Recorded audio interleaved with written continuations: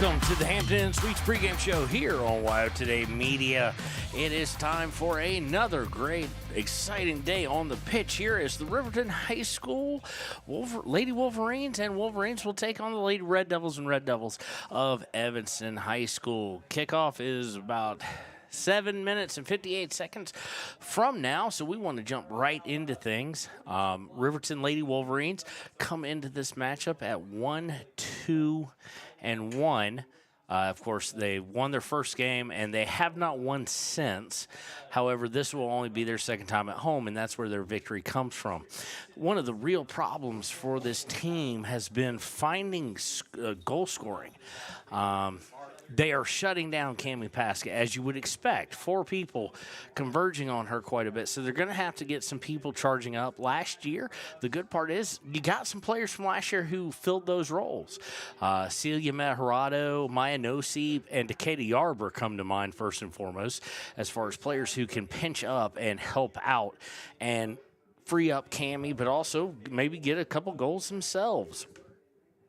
Defensively, it is a team kind of seemingly searching for a bit of an identity. For the longest time, that back line has been owned by a senior or graduate now, alumnus, Savannah Morton, and it's got a lot of talent back there on the back line, Mathill, Gordon, etc. But Mossbrucker, and McConaughey at times, but what they've got to do is just try and figure out where their roles are. Savannah, with her speed, they don't have anybody quite that fast to fill in, and Savannah could make up for a lot of little mistakes with her speed. So that option is gone, so they're going to have to play a little more discipline, but this is a team that is highly talented and well coached, and they've just got to get it back on track and a perfect chance to do so. Keys to the game, you've heard me say them before, but now I think they're of critical importance. Unlike this weekend, weather's not an issue. It's not cold. It's not windy. Well, it is windy, but it's not cold. And get on the board first. Get some momentum going. And that should help things out. And that may wind up being keys to the game for both. Get some early momentum going. Don't let the other team seize it. Of course, against Kelly Walsh in the other loss of the season, or in the other loss of the season, is 3-0. Kelly Walsh just dominates possession. And that in Riverton really goes more on the big play, the sprint outs, things of that nature. So something to keep an eye on as we go further into the season. But the Ranger keys to the game, seize momentum early and maintain that momentum. Again, you're listening to the Hampton Inns and watching the Hampton Inn Suites pregame show here on Wild Today. I am Kevin Shields, your voice of the Riverton Wolverines. And joining me as soon as school gets out here in about 30 minutes, so about 30 minutes into the actually matchup here on the pitch, cameraman Connor will join me once he's out of school. So it'll be me right at first, and then he'll join in. When we return here to Wild Today and the Hampton Inn Suites pregame show, it'll be time for the Sutherland starting lineups here on Wild Today. Stay at the newly renovated Hampton Inn & Suites Riverton, proud sponsor of all sports teams, home and away. Experience the perfect blend of comfort and convenience with Hampton's top-notch amenities, including a free hot breakfast, complimentary dinner and drinks Monday through Thursday evenings, a sweet shop for snacks and essentials, a pet-friendly environment and an indoor hot tub pool, and a fitness center to keep up with your workout routine. We've got everything you need for an exceptional stay. Reserve your stay now on our website, Hampton Inn & Suites Riverton, where comfort meets convenience. And we interrupt you with breaking news live from the Pepsi Wild Cherry aisle. Carol, can you hear us? Steve, I've never seen anything like this. The bold, refreshing, and bursting with cherry deliciousness of Pepsi Wild Cherry is, well, let's just say everyone is getting wild. Getting wild? That's right, Steve. There's dancing, binge-watching, and is that a slip and slide? They're really putting the wild in Pepsi Wild Cherry, and this on-the-scene reporter can't wait to pop, lock, and drop it. Pepsi Wild Cherry. Go ahead. Get wild.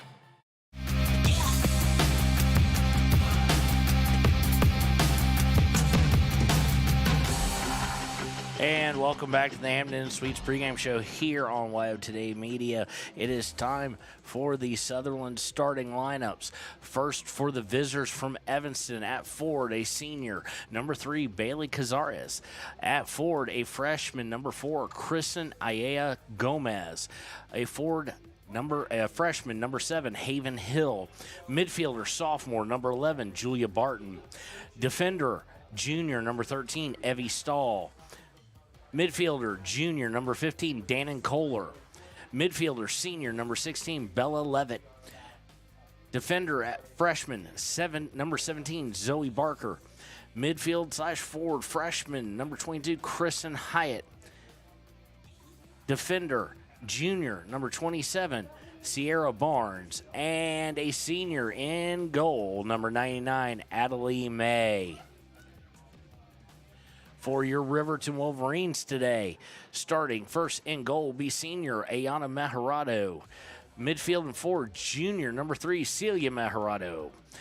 Junior, midfield forward, number 5, Maya Noseep. Senior, forward midfielder, number 8, Cameron Paskett. A junior, midfield defender, number 10, Decatur Yarber. A sophomore, defensive midfield, number 15, Kayla McConaughey. A junior defender, number 18, Aspen Gordon. Number 21, a junior defensive midfield, Braden Mossbrucker.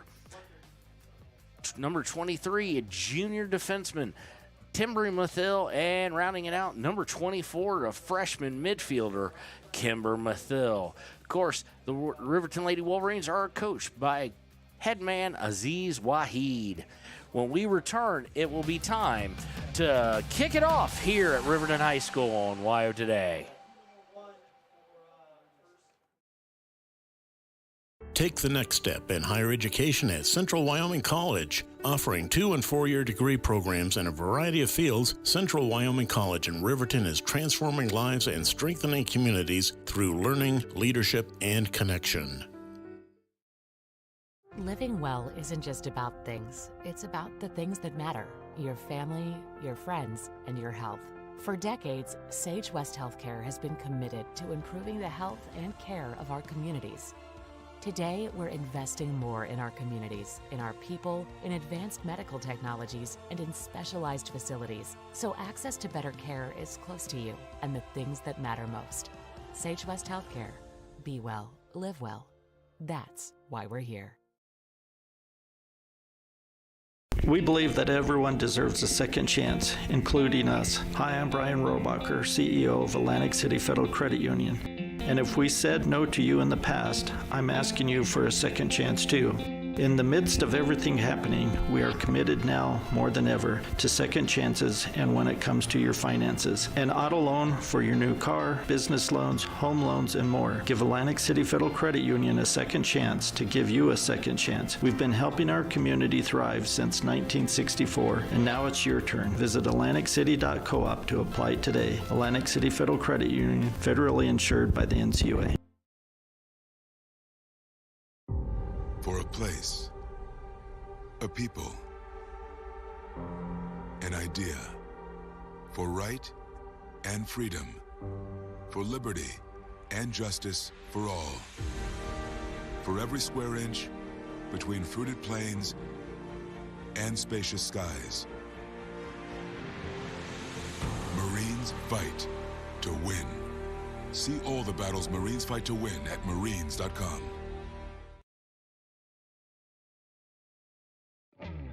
A proud sponsor of this broadcast is Bailey Enterprises. For over 50 years, Bailey has become the name you can trust. With Pit Stop Travel Centers, you can fuel up and stock up on trip snacks at locations all over Fremont County. You can also put your trust in Bailey Tire and Auto for service to keep handy for those times when your luck runs out on the road. Refresh at the Speedway Cafe with a dine-in meal or a round of carry-out with a variety of specials to keep you going. Go with Bailey.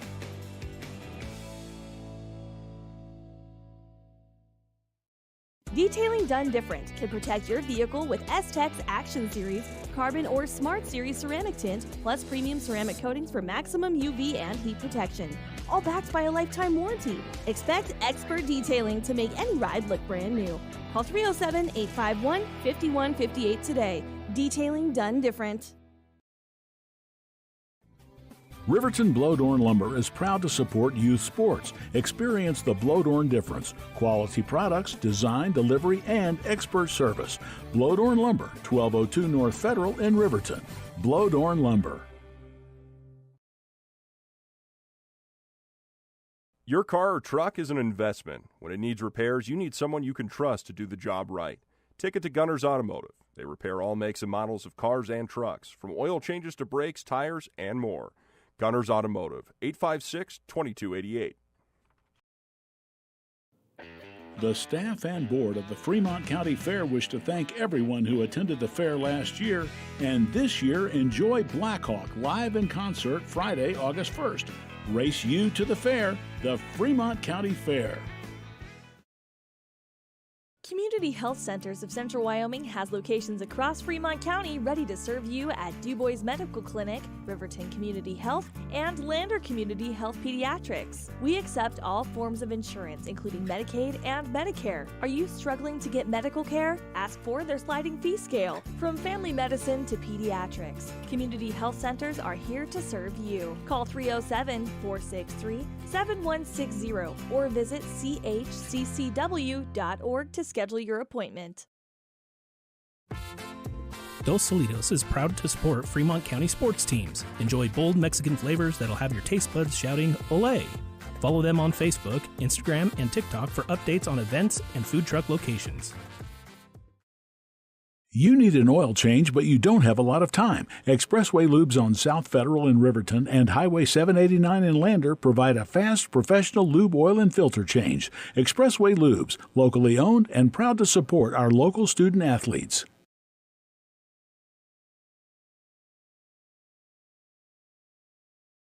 B&M Septic and Excavation offers prompt professional service. Call them today for a quote at 850-2200. They serve far and wide across Fremont County and deep. B&M Septic and Excavation is proud to support Fremont County sports. Why should your new floor come from Carpet One? Because we're passionate about the spaces our neighbors call home. We're part of your community, and we're also part of the world's largest cooperative of independently owned and operated flooring stores. So you can be sure you'll get great selection and outstanding value with every installation. Whether it's carpet, hardwood, tile, or luxury vinyl, our experts take the guesswork out of choosing the right floor. We're your local Carpet One Floor and Home, the one store for your perfect floor. Visit Lander Gambles to make your home feel like new. They will beat any competitor's price. Stop by to speak to one of the sales agents or visit LanderGambles.com. Lander Gambles will help you find the perfect product that fits your budget and lifestyle. Lander Gambles, 420 Main Street, Lander, Wyoming. Good news, DUI crashes and deaths are falling in Fremont County. We're doing better, but even one death on our roads from impaired driving we take personally. We started the Fremont County DUI Task Force 2 years ago because we're losing too many friends, family members, and community members to impaired driving. So we've joined forces to work together to find and stop impaired drivers in Fremont County, wherever they are. And we're making an impact, but we need your help. If your summer activities involve alcohol, plan ahead and make good choices. Drink responsibly, designate a sober driver, or call Safe Ride. And don't let your friends drive impaired either, even if you have to take their keys and find them a safe ride home. Let's all look out for each other and keep everybody safe. Remember, don't risk it. Drive sober.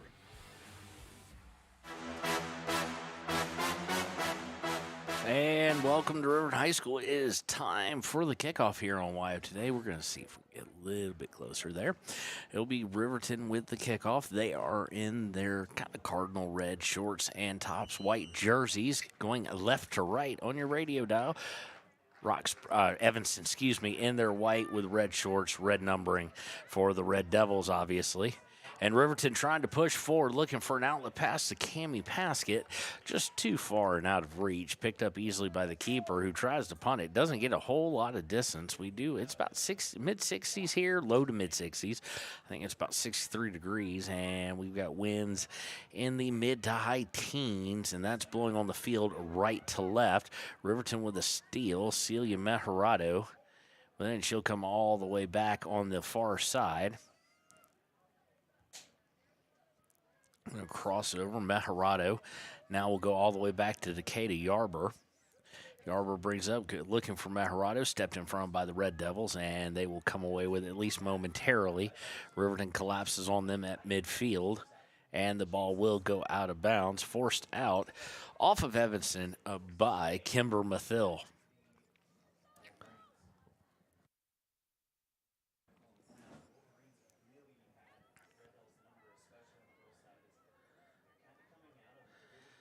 After the throw, looking to go into the center. Cammie Paskett not really timing a run there, but did give a run on it.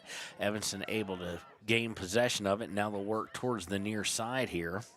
They're going to lead them just a little too far. Actually, they didn't. It was the first touch, and it will go out of bounds after the long pass. Throw in here is by Taryn Weber. I do believe she started, actually, so that's the one I was missing. I was wondering who was taking the place of one of the players that was not on the pitch, and that is Taryn Weber, and she's definitely earned her spot. Throw in, Cammie Paskett trying to turn it, and Evanston's going to send it over the end line. It will be the first set piece of the day, first corner kick for Riverton. Paskett looks like she'll be taking it, and she'll be taking it from the near side corner.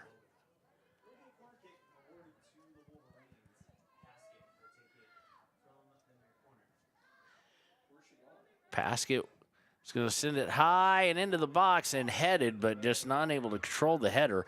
And it'll go off of either No Seep or Mejarado. They were both there, and it goes all the way to the far sideline and out of bounds.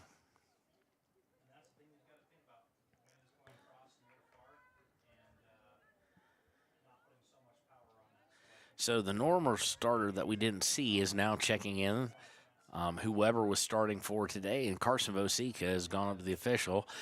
When the official allows it, next dead ball most likely will be allowed in the game. Let's see who she comes and gets. Crossing pass by Riverton, intercepted by Evanston.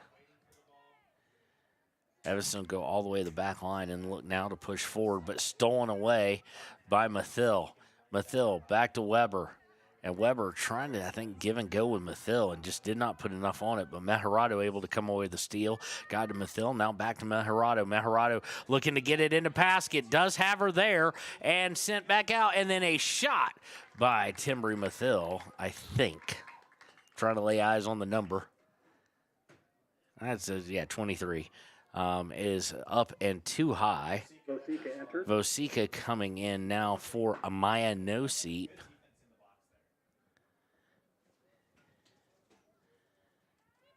Goal kick will be short. And stolen away by Vosica. She takes all the way down, looks to cross it, but unfortunately can't keep it from going over the end line on her cross. And it will be a goal kick for the Evanston Lady Red Devils.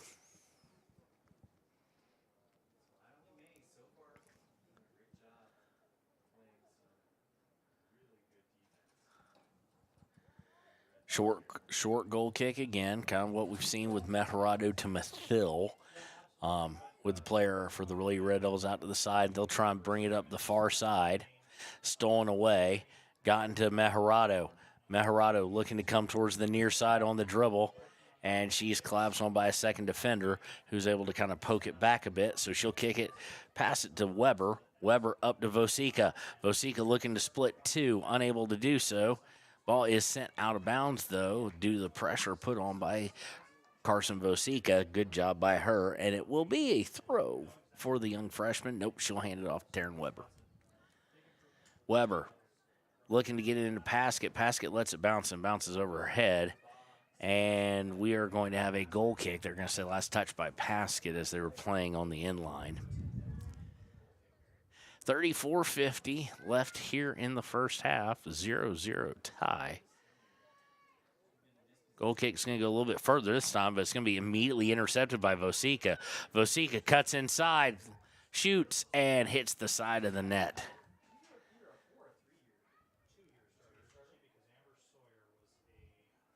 So set up another goal kick. Riverton very much dominating possession. It's Kelly Walsh-like from the weekend, just in reverse. Riverton has had the ball here in the really the attacking third majority of the game. Granted, it's still early, but they have kind of had their way possession-wise, and they get a steal there already in the attacking third.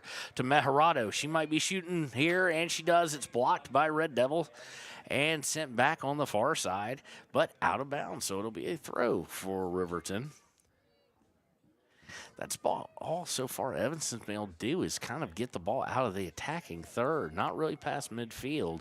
And if you see here, we're going to take the camera. There's the defenders right there. They've pinched all the way up almost to the 40-yard line. And Paskett with it. Trying to hit the outside, does so for Kimber, and Kimber is whistled for offsides. So it will be a goal kick again, and these have not been the easiest things to get even the ball even remotely downfield.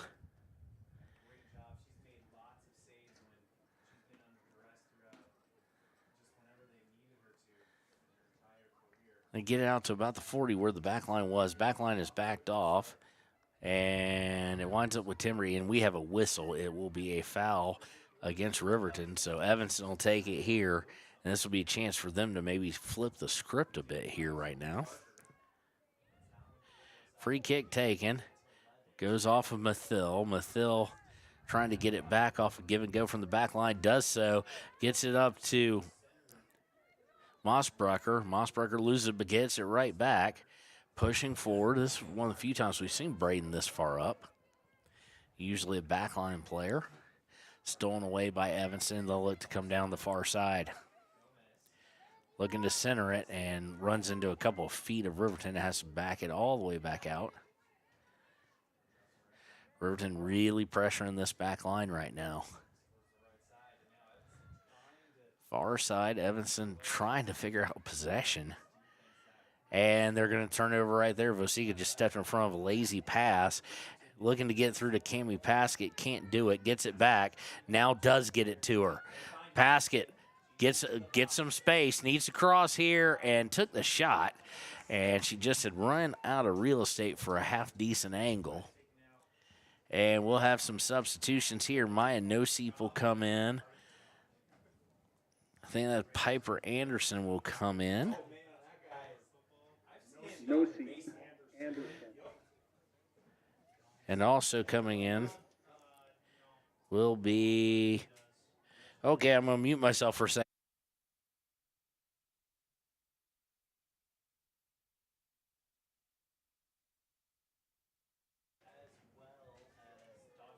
So, got Noseep and Anderson in. We trying to lay eyes. Don't know if Kira maybe got home from Spain and they put her in that or what. And a good shot for Paskett and a great job by the keeper there to run out in front of it. Snuffs it out, but still, it's starting to feel like it did the other day with Kelly Walsh. Kelly Walsh, when I said it's just a matter of time, and this is in the good way.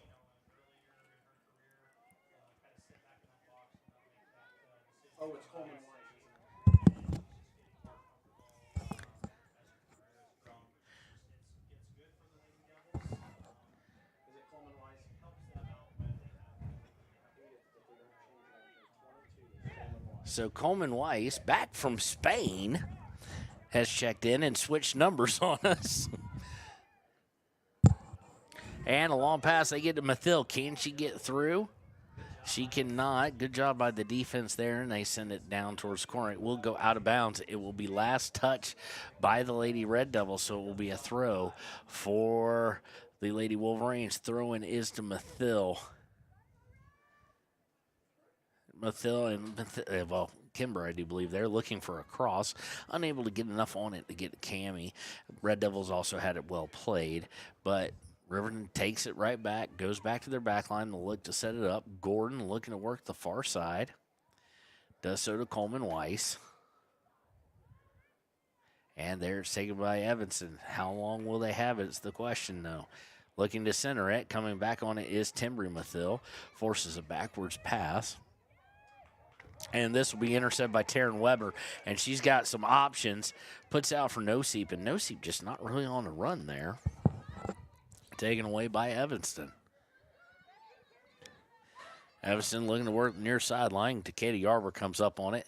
Sends it back over midfield, but right to an Evanston Lady Red Devil.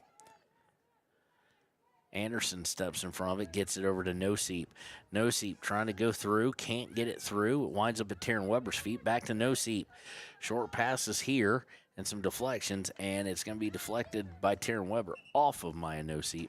So it will be a throw-in for the Lady Red Devils.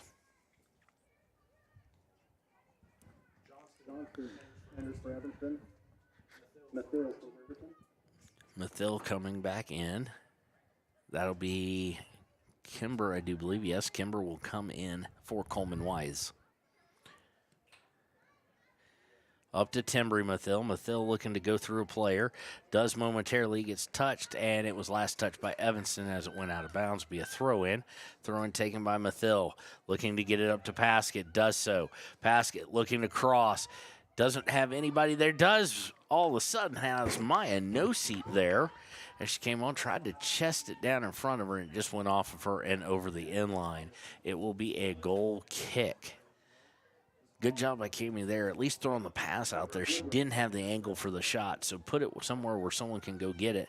Maya Noseep comes charging on, and just timing of it where she arrived at the ball, just chested it down instead of being able to put a boot on it.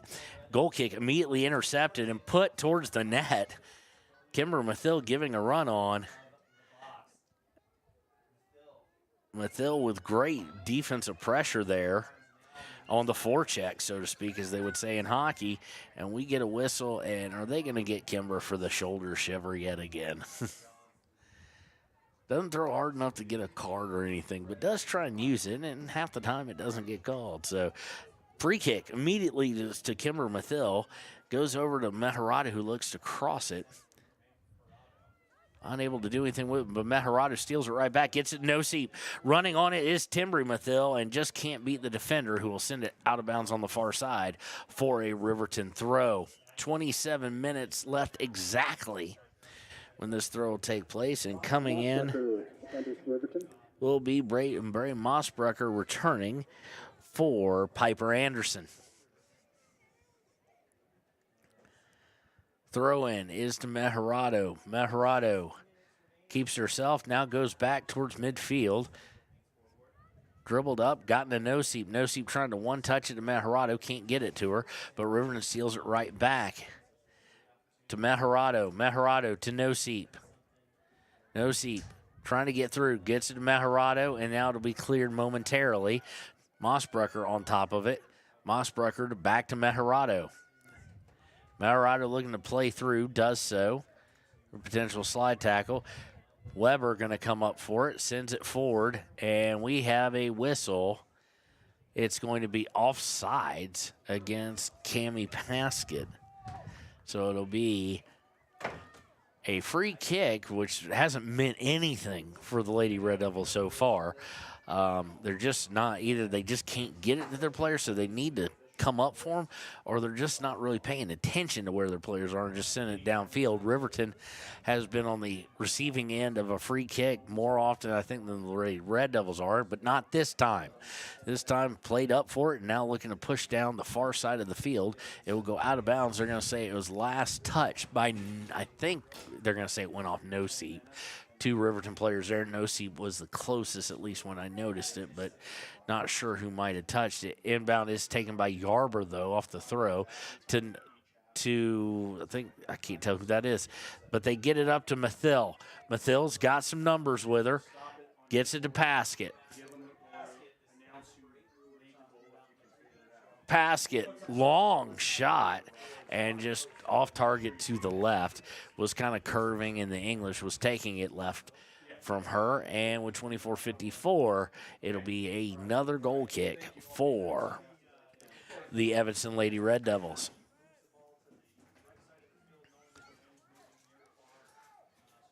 Taken away immediately by No Seep. She goes to the ground. No, nothing there for a foul, but it was wide. It's a good idea by No Seep, just she couldn't fully get through it. Good job by the defender to actually, once they recognized what was happening, to really get a little more physical. Does go out of bounds. It looks like it will be, and it will be, a throw for the Lady Wolverines. Throwing is to Celia Mejarado. Mejarado looking to turn. Good job of marking her by the defender. And taken away. Goes up towards Mossbrecker, who will have it go off of her shins and out of bounds.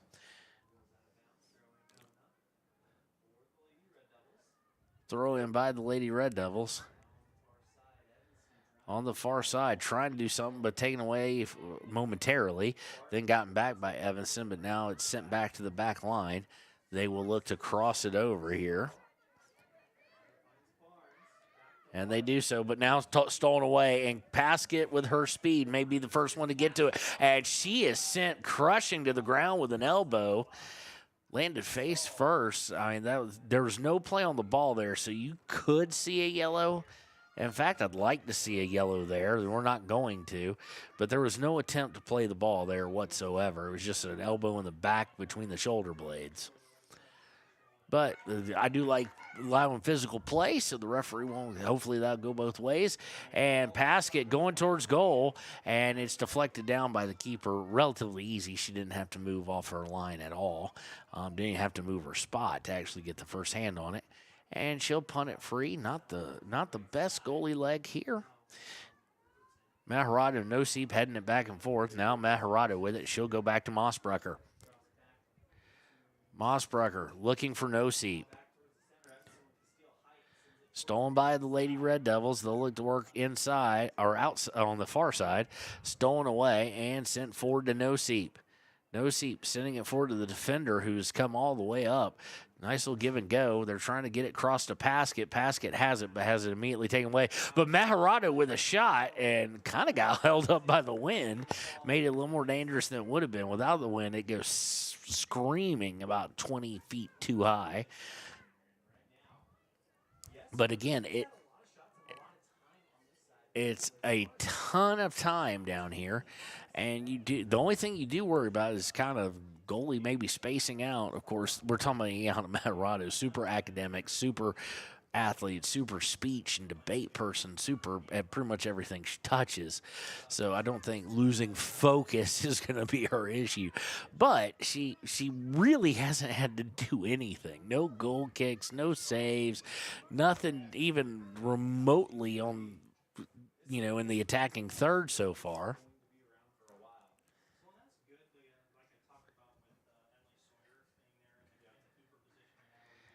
Evanston, right again, as if on cue, right after the goal kick, goes out of bounds. It'll be a throw for Riverton, the attacking third. To Mejarado. Mejarado with the shot, and just outside wide left. So Riverton starting to feel some oats, so to speak, starting to feel their way here as far as what the defense is going to allow to happen and what they're going to allow them to do. And it's getting more and more like a feeling of a matter of time. But a matter of time, really, it doesn't matter how long it's a matter of time. If you don't score, it really doesn't matter if you were close or possession or anything like that. And that has been kind of Riverton's bugaboo this season so far, has been putting balls in the back of the net. That's obviously whenever you are losing games, but especially now, taken right after a goal kick. Mathil with it, loses it. Up to Mossberg, she sends it forward, and they'll just clear it, but it'll only be cleared for a moment as Aspen Gordon comes up. Gordon losing control of it, but will look to get it right back, does so. Nice moves by the defender. Goes to Mossbrecker off a deflection. Mossbrecker looking to get it into Paskett, and does. And can Paskett beat her to it? No, she cannot. But it's free off a juicy rebound there. And fortunately for Evanston, they're able to get defender back to send it forward, but only like a foot slower or a foot less torque to it, and Paskett could have had a chance to really bury it. But here comes Riverton again. Well, and then of all people to get confused looking at each other as to who would take the ball, it's the Mathill sisters. Taken by Evanston at midfield. Now they're going to try and work up the near side. Looking to cross, and Gordon's going to step in front of it. But just a little soft touch and nothing to get rid of it. But this time it winds up with Mossberger, who will send it down. And don't look now, but Cammie Paskett's got some room to operate. One-on-one. Coming into the box, she'll be looking to cross. Here's the cross, and own goal. Went off the defender's feet, didn't really expect it, and put the ball in the back of the net. So it is 1-0 Riverton off the own goal by Lady Red Devils, and that's disheartening, obviously.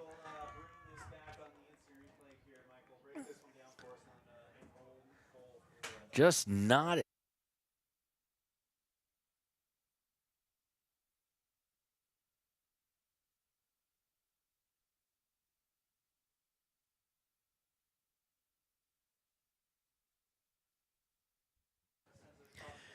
Okay, not exactly how we were hoping it would start as far as the way it happened, but the key is that it did happen, and it is 1-0 Riverton off the own goal, and just putting pressure on them. I mean, you can only be so tense for so long, and immediately after the kickoff, stolen away by Riverton.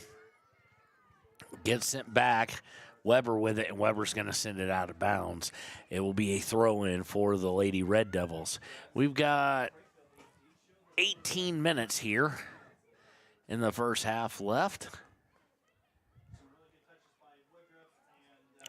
And after a couple touches, it is intercepted yet again. Riverton's Piper Anderson looking to get it to No-Seep. Does. No-Seep with a beautiful move, sends it forward for Paskett.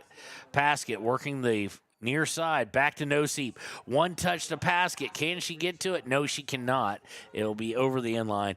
Goal kick pending here with 18:27 left in the first half.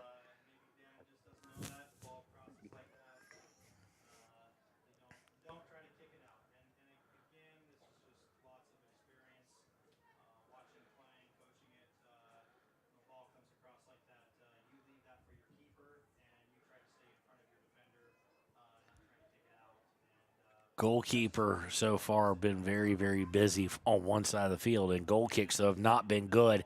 And this one goes right to Carson Vosica. Vosica winds up losing it, but the goal kicks are just, they're basically like kickoffs in American football, just right to the opposing team. Maharato now with it on the far side, trying to keep possession of it, loses control of it. Piper Anderson there, but it gets past her, and it'll go to McConaughey. McConaughey gets it up towards Mathill, now to Maharato. Maharato looking to send it over to Maya No-Seep. No-Seep overruns it, and it'll be taken away by Evanston. Evanston looking to center it at midfield, winds up with Kayla McConaughey. McConaughey, good movement there. Try to get through to No-Seep, can't do it, but a steal by Anderson. No-Seep looking to send it forward. Does, but it gets deflected. Timbri Mathill now fighting for it. Timbri Mathill, hardcore fighting for it. And Stahl is going to have to send it over the outside, near sideline. There we go. And it'll be out of bounds for Riverton. Throwing is to No-Seep. No-Seep, really bad first touch. It kind of just went a little too hard. She didn't cradle it a bit, and it goes over the inline as she looks to cross it. But still, Riverton just camped out in this attacking third so far. I mean, we're talking about like 96% possession rate comparatively. And of that 96%, probably more than two-thirds of it have been in the attacking third. Goal kick immediately intercepted by Vosica. Vosica loses control of it, goes back to Maharato, though. Maharato to McConaughey. McConaughey looking to get it to Mathill. Stolen away, at least momentarily, and sent back. Paskett trying to take it away here towards the attacking third, coming through, gets it to Mathill. Mathil to Meharado. Meharado looking to come through about 3 people. Can't do it, and it's taken away by Evanston. Evanston, will they look for a long pass, something to get the ball down there? They're coming down into the on the far sideline. Stepping in front is Aspen Gordon. Ball goes out of bounds. She did a good job there, did Aspen, shielding the ball away. It'll be a throw-in for Riverton with 15:27 left in the first.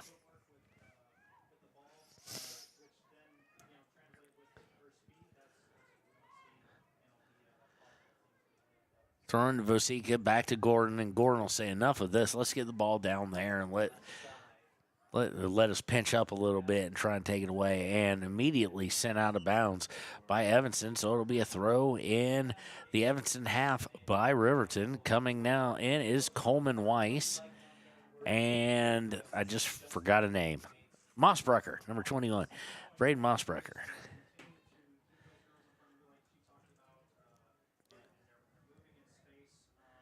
So for those of you who are wondering why I'm so much better with the girls' name than the boys' names, most of these girls played last year. Some of the boys did. I know them from other sports, but the girls have been coming up, a good many of them, even as playing JV or whatnot, to Mathil.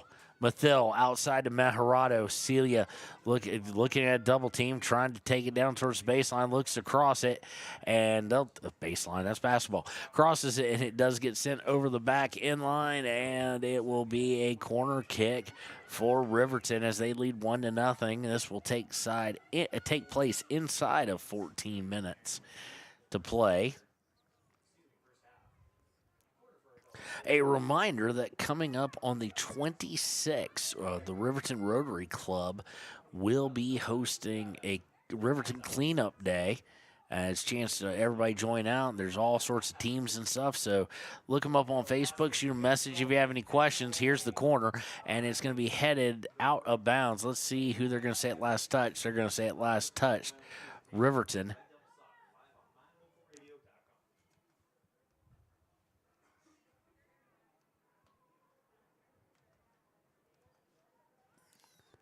So instead of a goal kick, let's see if they can get a little bit of success out of this.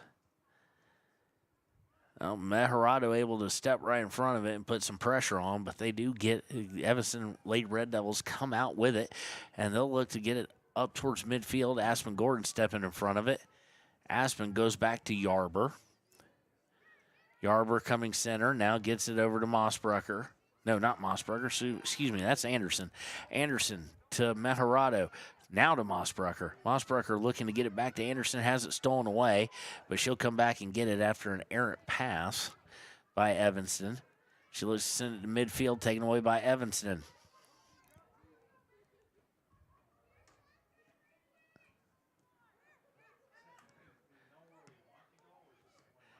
And sent out of bounds, and for insult to injury, sent out of bounds off the head of a player.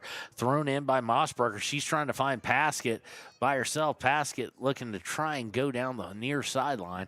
Unfortunately, she does go out of bounds with the ball, so it'll be an inbound for the Lady Red Devils here with 12:13 left in the half.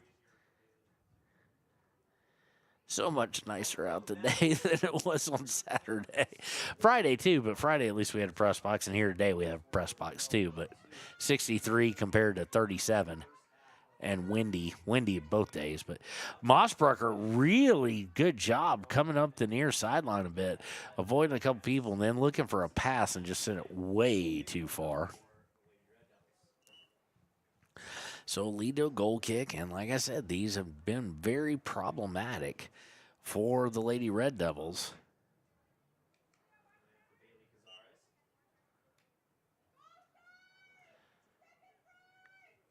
And they are again as Nossi, able to step in front of it. Now Meharado able to get it. Meharado looking to come down, and it's tipped out by Evanston. Throw in is looking for Nossi. Overshoots her a bit, and it gets taken away by Evanston as Yarber will pinch up to try and take the ball and end the forward progress for Evanston. Evanston with a good one-on-one job there and looking to come up. Mathil now is able to take it away, and then it's just going to be out of her reach and goes all the way back. McConaughey with it. After Gordon misplays it, looking to get it Coleman Weiss, it's going to go out of bounds for a throw for the Lady Red Devils.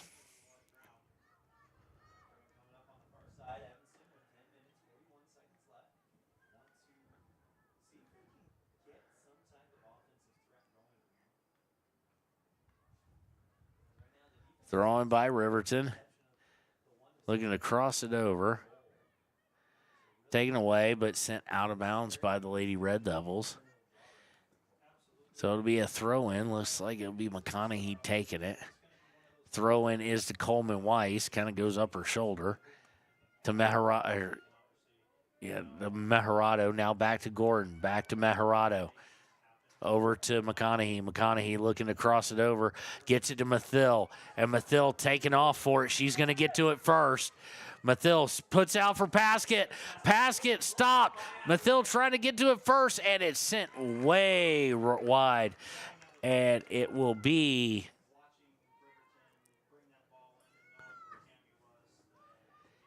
Are we getting a penalty here? Or is it going to be a corner? I would expect a corner. It's a corner.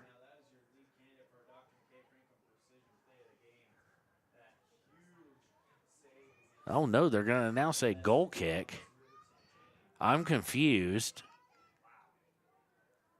They're going to stick with the goal kick. Riverton unhappy is what the original point was. And deflected nonetheless. Anyway, goal kick by Evanston. One of their better ones as it went to an Evanston player. Can they keep it is the question. Popped up, taken away. Mossbrucker's going to get to it first, though. Mossbrucker turns, sends it forward, and it gets through. But luckily for Evanston, it's going to go right to the keeper. Can't pick it up, obviously, because off the foot, but sending it down on the far side. Now right back. Meharado with it. Riverton's got some numbers. Lets it go past for Kimber. Kimber cross. Oh! Kimber Mathill with the cross there. At least I think it was her. It's her or Carson. They have similar builds. It is double digits, so that was Kimber. Goes out of bounds. Last touch by Evanston. Throw in. Winds up with Piper Anderson, who tries to get no seat but just overshoots it just a hair. That's like Bob Euchre saying just a bit outside. It goes over the inline. It'll be another goal kick here as we approach 8 minutes left to go in the half. Immediately intercepted by Meharado. Meharado to Noseep. Noseep, the cross. Oh, and Kimber Mathill again had an opportunity there. Just could not get to it in time to put the one touch on into the back of the net for the Lady Wolverines. 7:42 left and counting here in the first half here at the home of the Wolverines, Riverton High School. It is 1-0 Riverton. Riverton on the result of an own goal. Paskett did the crossing pass, and unfortunately for Evanston, their defender, trying to clear the ball, put it in the back of the net. Throw in by Riverton.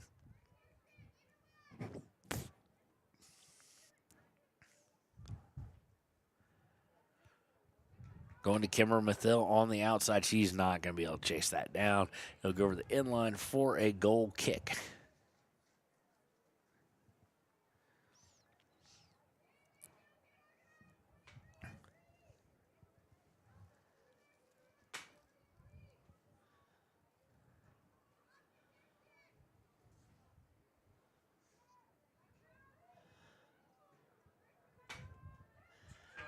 Goal kick taken. Mossbrucker able to get to it. Sends it out, and they're going to say last touch by the Lady Red Devils, so it'll be a throw-in for Riverton with under 6.5 to play. Here in the half, throw in. McConaughey fights with a Evanston player. Loses possession, at least momentarily. Cross for Meharado is deflected. Mathill looking to send it forward, and it's going to get sent right back out. Aspen Gordon and Decatur Yarber both kind of converge on it at the same time. Yarber looking to send it out, and they're going to say Paskett was offsides. Oh, that was close. I do tend to agree, though, that she was offsides at least to start.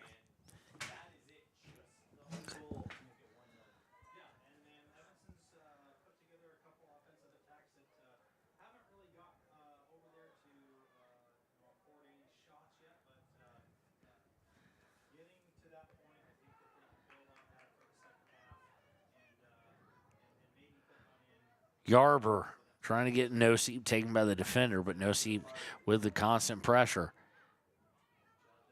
Joining in is Paskett with the pressure. Now Evanston will go near sideline. They're trying to work their way up that near sideline and just overshot. Gordon able to come onto it. One touch, now a second touch. And I'm not sure what they were calling there on Aspen. Now, granted, she used physicality. She's going to win those battles usually. You're not going to stay standing against her. Sent forward towards midfield, taken by Evanston. Evanston will get it to the back line, looks across and left it too far out in front. Kimber Mathill with the steal. Mathill, Paskett. Paskett looking to get through Noseep, and just one defender stopped it. Ball sent back into an empty space, gotten by Paskett to Noseep. Noseep looking to get Mathill, but Mathill had overran where she was targeting. And the ball will be cleared out of bounds midfield. Throw-in is from McConney to Mathill. Now back to Maharado.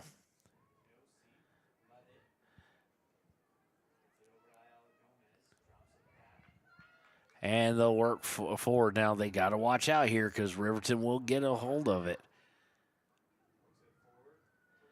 Sent forward. They've got some things working, but a long cross. Noseep able to step right in front of it. Noseep works through two defenders and will send it forward, looking to try and get it up to Paskett. Goes off an Evanston defender. Paskett giving chase, and it'll go out of bounds. Last touch by the Lady Red Devils as we're under 3:50 to play here in the first half. Throw-in will be taken by Paskett. Let's see what she opts to do here. Throws in towards the center, towards keeper. In the box, chested away, then sit out. But there's Maya Noseep. Noseep cross, looking for Maharado, but was deflected. Able to get it away for a minute. Paskett trying to bring it up. She trips up and has it taken away. And Evanston will look to clear it, but there is Aspen Gordon. Aspen Gordon pushing forward, turns, looks for Kimber Mathill on the outside. Can Kimber get to it? No, yes, she can. Good job by Mathill there. Mathill makes one miss, looks for the cross, and it goes into the side of the net. And it will be another goal kick for the Evanston Lady Red Devils as we're now under 3 minutes to go. Piper Anderson will check in for Braden Mossbrucker. Lady Red Devils will also substitute here. Relatively clean half, couple whistles. Nothing big. Clock hasn't stopped at all. No one hurt. No one a penalty, or no one a yellow or cardable offense. Goal kick immediately taken by Maya Noseep, headed by Mathill, and the ball is down and loose, and the keeper has to come and get it. Almost waited a moment too long. That was a lot of time for kind of unknown. Defense kind of lost there, and keeper had to come bail him out. Punt is going to be sent out of bounds, so it'll be, and shouldn't have been. I shouldn't say it like that. That's not the keeper's fault. That's a player tried to kind of play it off the bounce, then let it bounce again, then let it bounce again. Next thing you know, it's over the sideline. So trying to push forward. Yarber able to step in front of it. Yarber trying to push forward. It gets it deflected, but it goes right to Kimber Mathill. Mathill gets away with the shoulder shiver there. No, she didn't actually. Didn't hear the whistle. The flag didn't go up, but ooh, they got her on that. And she really didn't need it. She had the possession there. I thought she'd win that outright, but kind of threw it, and it just, I mean, I could see it perfectly. So if I can see it, the ref can see it. She's usually pretty good at disguising them a bit. To Maharado. Maharado looking to center it, and off the back heel of Kimber Mathill, unfortunately. But taken away by Noseep. Noseep to Weber, to Mossbrucker. Back to Noseep. Noseep on the near side, looking to go far side, probably for Kimber. Can't get it there. Kimber fighting for it, though. And Mossbrucker, and we get a foul here. Let's see who this is going to be on. And they're going to say, oh, Kimber Mathill got shoulder shivered. And ref went up to him and was showing her what she did as far as ducking the shoulder in. And going to take the shot. Goal, Cammie Paskett. right off the free kick, set it down quickly, and then just buried it. As you would kind of expect, they really didn't have a great wall set up or anything like that.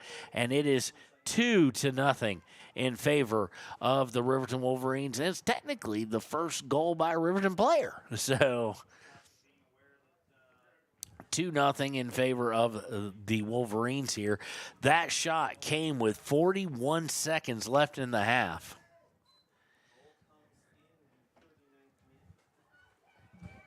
Thank you.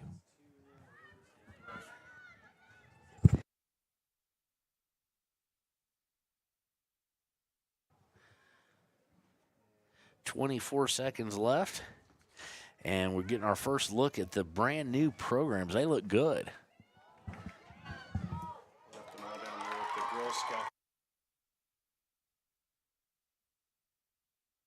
There, and Riverton there puts a third one in. Didn't even really catch it. Hopefully I got it on the screen because my screen kind of went haywire. So 3-0 there.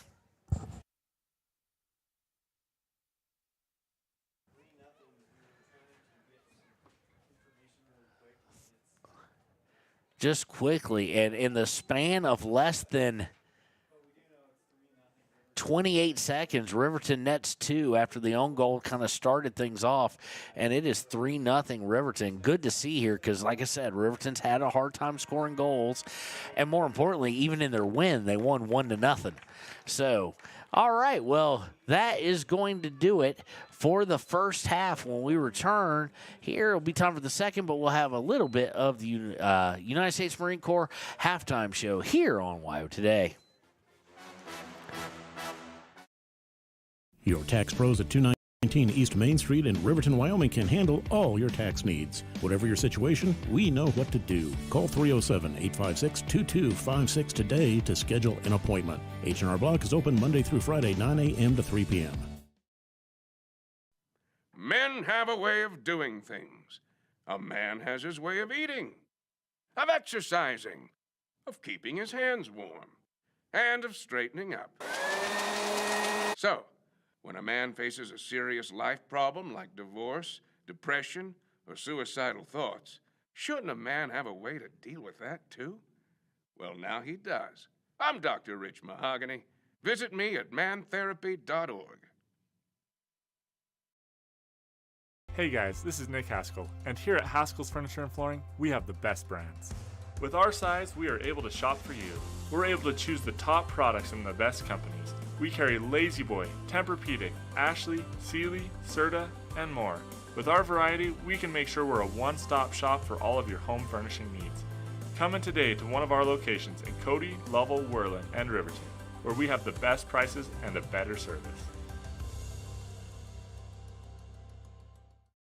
High Plains Power is a Touchstone Energy cooperative. What does that mean for you as a Rural Electric Association member? It all comes down to 7 principles: open membership, one voice, one vote, member benefits, independence, education, cooperation, and community. To understand how it all works, we're headed back in time.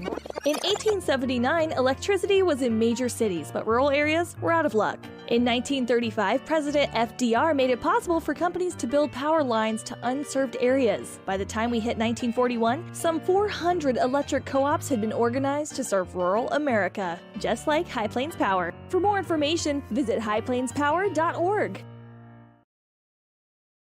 Papa Murphy's on North Federal in Riverton makes your pizza to order. Order online at papamurphys.com or in store. Delicious, fresh-made pizza just the way you want it. Papa Murphy's is a proud supporter of our local Fremont County student athletes.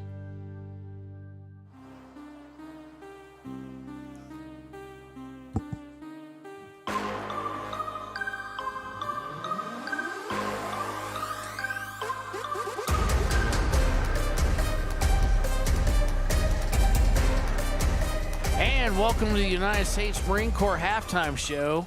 And I no longer have to do everything by myself. We are joined by the one, the only, the truth himself, Cameraman Connor. Cameraman Connor, how was school today? Fine. How you feeling today? Yeah, we got our one word that we get from him ever. Welcome to the United States Marine Corps halftime show here on Wild today. It's going to be kind of a quick one. Riverton leading 3-0. Possession time dominated in the attacking third by your Lady Wolverines. And what's good sign to see for Riverton is unable to score multiple goals much at all. Even in their one win of the season, their tie was a 1-1 tie. They lost 3-0. Just finding the net. And technically, by stats, Cammie Paskett now with a hat trick. I don't think she'd take it that way. She was the last one to touch it when it wound up being an own goal by the defender. But nonetheless, she then had one from a set piece and then scored again. Final minute, we played 39 minutes at either 0-0 or 1-0. And then in the final minute, it wound up being 3-0 as Cammie buries 2, one from a set piece, one from play on the field. So Riverton leads 3-0. They would like to build on this, as you know, and when we return, we'll see if they can do that here on WYO Today.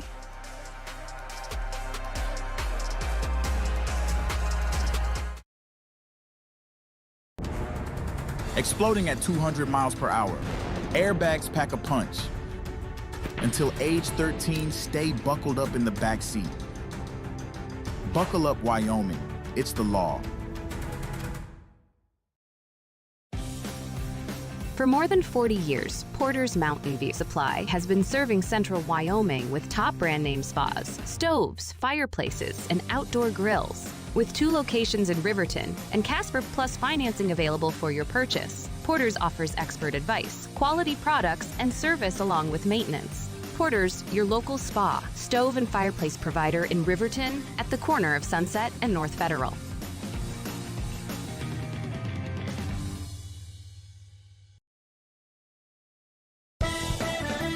Shoshone Rose Casino and Hotel is proud to support youth sports in Fremont County. Enjoy a meal at the Deca Gai He restaurant. Deca Gai He is Shoshone for the eating house. Open daily from 7:30 a.m. until 9 p.m. Try a weekend getaway with the family in one of their comfortable, pet-friendly guest rooms and enjoy the heated swimming pool. Book online at ShoshoneRose.com and remember to support Fremont County youth sports. Go team!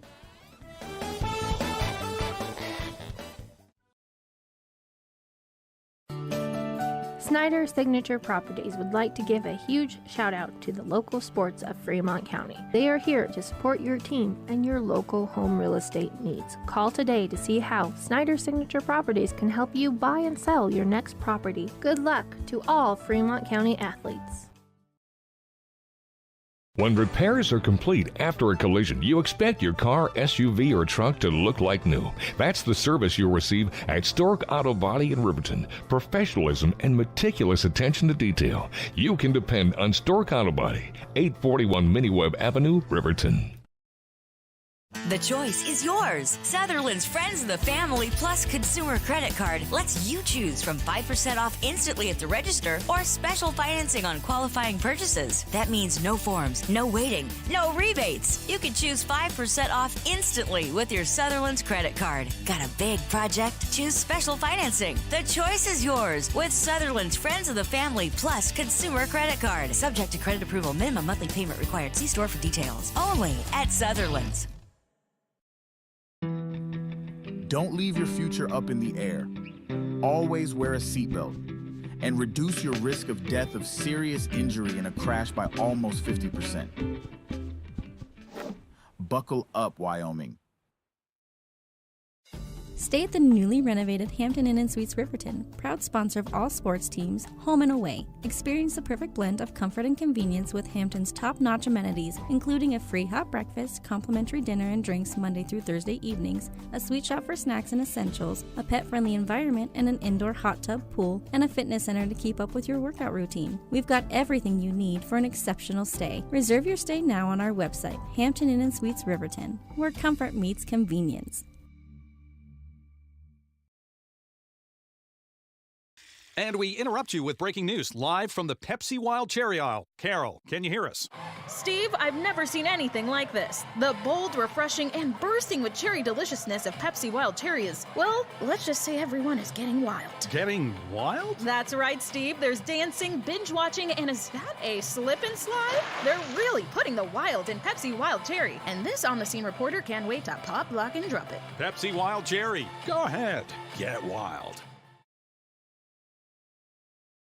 Take the next step in higher education at Central Wyoming College. Offering 2- and 4-year degree programs in a variety of fields, Central Wyoming College in Riverton is transforming lives and strengthening communities through learning, leadership, and connection.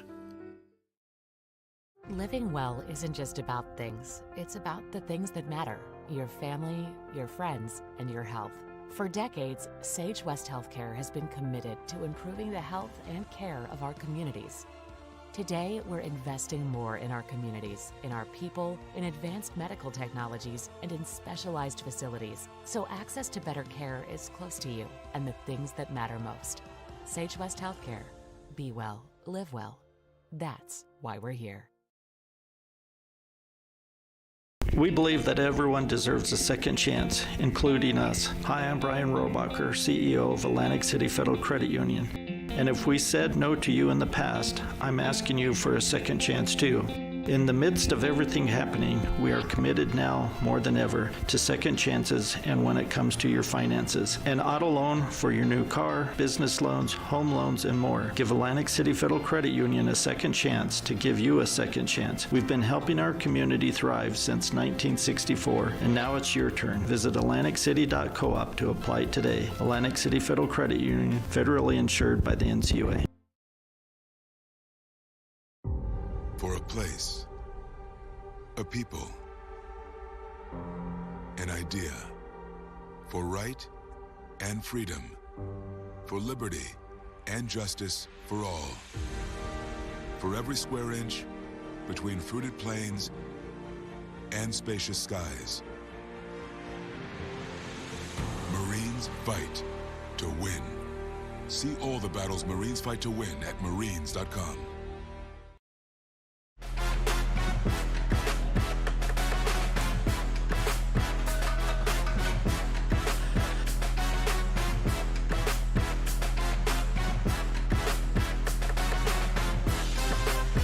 And welcome back to Hampton, I almost said the Hampton Suites pregame show, to Riverton High School Soccer here on WYO Today. As we look at the Golden Buffalo scoreboard, it has been all Riverton and all Cami Paskett on the goals, but this team has played by far their best team ball of the season so far. It's been high possession, deep in the attacking third. And then now the wind started to pick up. They're saying 16 miles an hour. If you can center that up for us, Connor, that'd be great.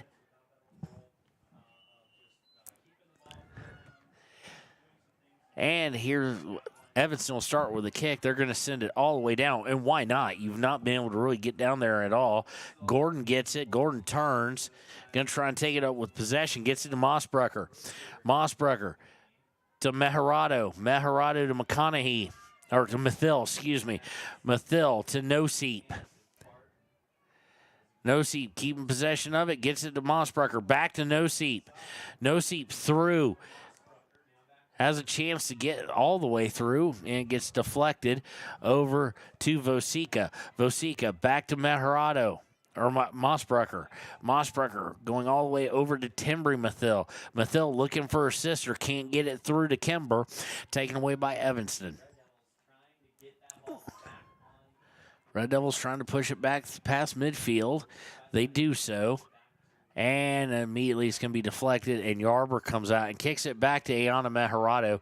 And that kick right there on your screen is the first time she's touched the ball today. Gets up to Celia, to Celia now all the way looking to try and get it either to Cami or Kimber, and really no definitive pass there. Taken away, Evanston will work the far side.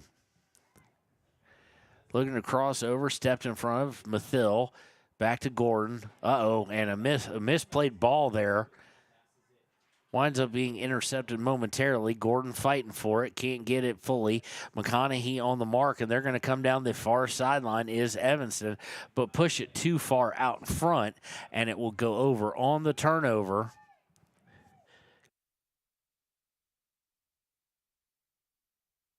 Thank you. Moving it forward, Mathil to Noseep. Noseep trying to push it forward for Paskett. Can't get it to her. And indecision there between Meharado and Kimber Mathil.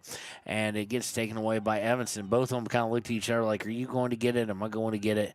And nobody decided to go get it. Evanston trying to work down the far side of the field. They've spent more time on this side than they did the entire first half. And this one's going to be sent too far, and it's going to be out of bounds off of Evanston. It will be a throw for the Lady Wolverines. Throw in.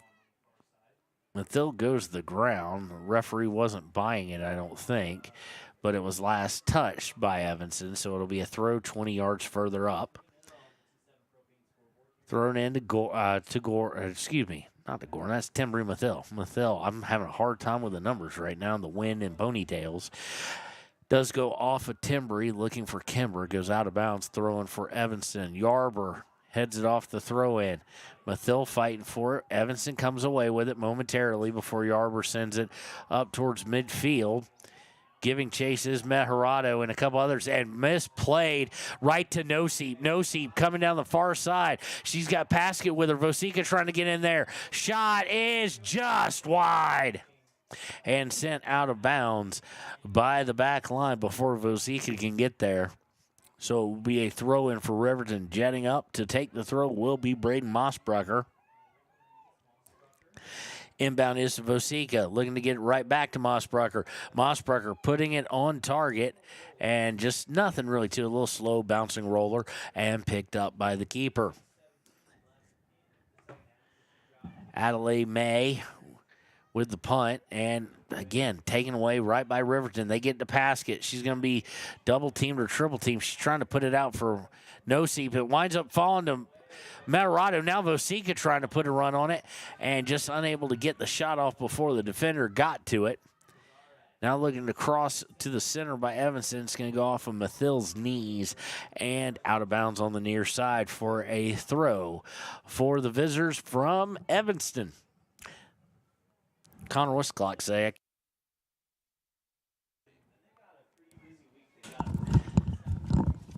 35-30. 35-30 left, and now Evanston trying to push forward. Taken away by Yarber.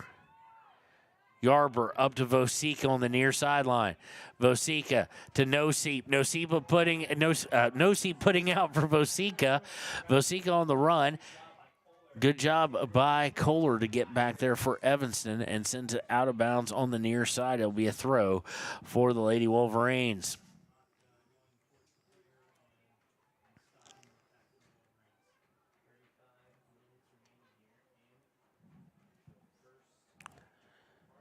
Looks like it'll be taken by Mossbrucker.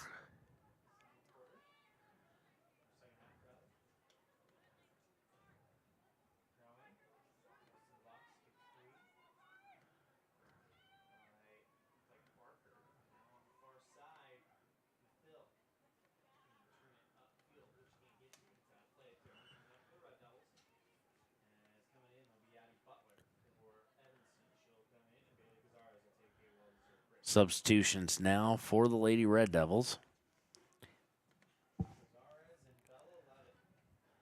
We throw in on the far side.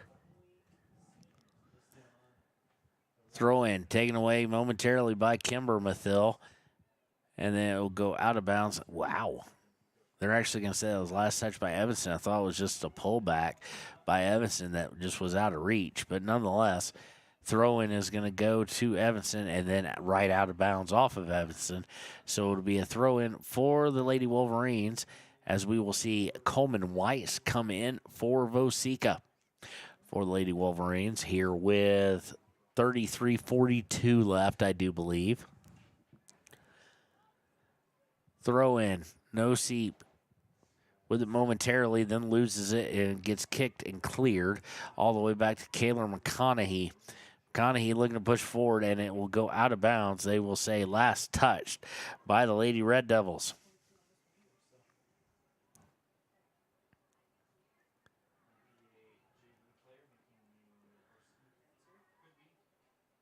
In, then right back out, thrown by the Lady Wolverines. Kimber Mathill looking to cross over to her sister, gets taken away by Evanston. Now stopped by Kayla McConaughey. She does lose control, but she held up the forward progress. Takeda Yarber comes screaming in there, and they do get it up to Meharado. Stolen away and sent, well, not stolen away, but deflected out of bounds right at midfield, actually. So it'll be a throw-in for the red and white of Riverton versus the white and red of Evanston.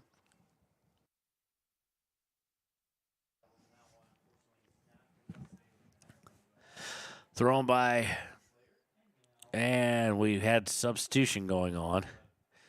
Coming in will be Piper Anderson. She'll come in for no seat. That substitution happens with 32:10 left in this match. Of course, right after this game, click your ticket post-game show with our player of the game, our Gatorade Good Sport of the game, Papa Murphy's player of the game, and Gatorade Good Sport. And then immediately after that, we'll do a little bit of Hampton Inn pregame show, and the boys will follow shortly thereafter. Free kick awarded there to Riverton. See who's going to take it will be the question. Is it going to be probably Yarber or no, they're just going to say drop ball there. Not sure why. And sending it in the middle. Paskett turns, fires. Stopped by Adelaide May, the keeper for Evanston. Best opportunity of the second half for the Lady Wolverines. Punt is going to be taken off the chest by Coleman Weiss. Coleman Weiss to Anderson. Anderson fighting for possession and loses it. Red Devils trying to get to the near side. They do. Red Devils with some room to work, looking to cross here. And a little bit of a shove and then sent over the inline by Braden Mossbrucker. It will be last touch by the Lady Red Devils. So a no home, I can't tell. It looks like, yes, it will be a goal kick for Riverton. No seat coming in, and she's coming in for Kimber Mathill. Ayana Meharado, go that short kick. He'll go to Kayla McConaughey. McConaughey to Yarber. Looking to get it to Meharado, can't do it. Intercepted by Evanston. Evanston looking to go inside, down the middle. Yarber. Meharado looking to go through for Timber Mathill, can't get it to her. Stolen by Evanston. Coleman Weiss and Timbry on the defensive there. Forces it back, and it winds up with Aspen Gordon. Gordon to Coleman Weiss. And sent out of bounds after Coleman Weiss looked to turn upfield.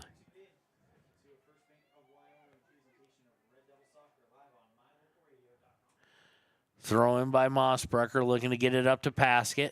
Paskett has it. Gets over to Mathill. Mathill to Meharado. Meharado looking to shoot and just a little stutter step, and she was surrounded by two. They can't clear it, though. It goes out to Paskett. Paskett trying to get it across the middle over to No-Seep. Intercepted, though, sent forward, but not far enough as McConaughey will just run up on it and send it back. No-Seep giving chase. Able to get to it? No, she is not. It will go out of bounds off of the Evanston Lady Red Devils. Coming in for Evanston now will be Kesney Johnston. Sophomore midfielder. See who she's coming in for. Looks like it's number 4. That would be Kristen Ayala Gomez, freshman forward, number 4. Throw in. Taken away eventually by No-Seep. No-Seep with numbers.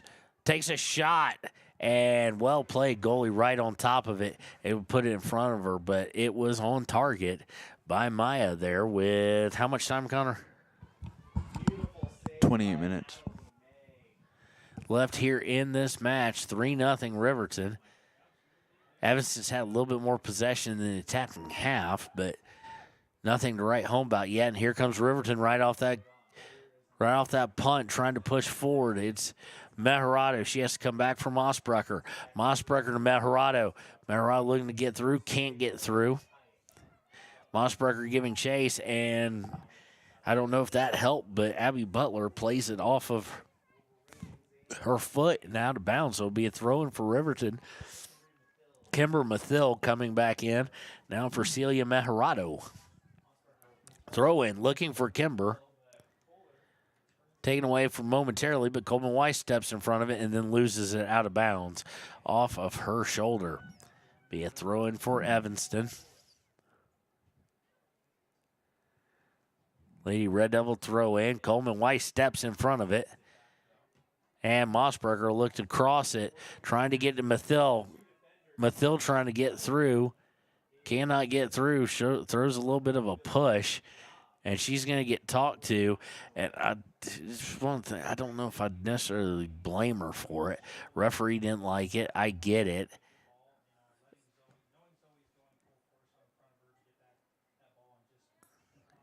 But I'm never a fan of you want to block out, but at the same point in time, go for the ball, not be holding. And I saw a little bit of jersey rip there, so we'll go with that.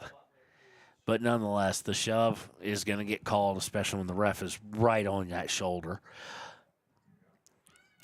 Free kick taken right to Mossbrucker, but it deflects off Mossbrucker. Well, it comes right back to her, and she gets it to Paskett on the near side. Paskett surrounded by 3. What have we got here? We've got offsides.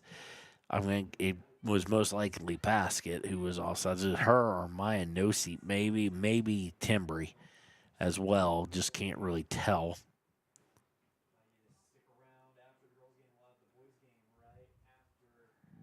Three 0 on the Golden Buffalo scoreboard still. Riverton with 3 in the first half, 2 of those in the final minute. The one that happened earlier was an own goal.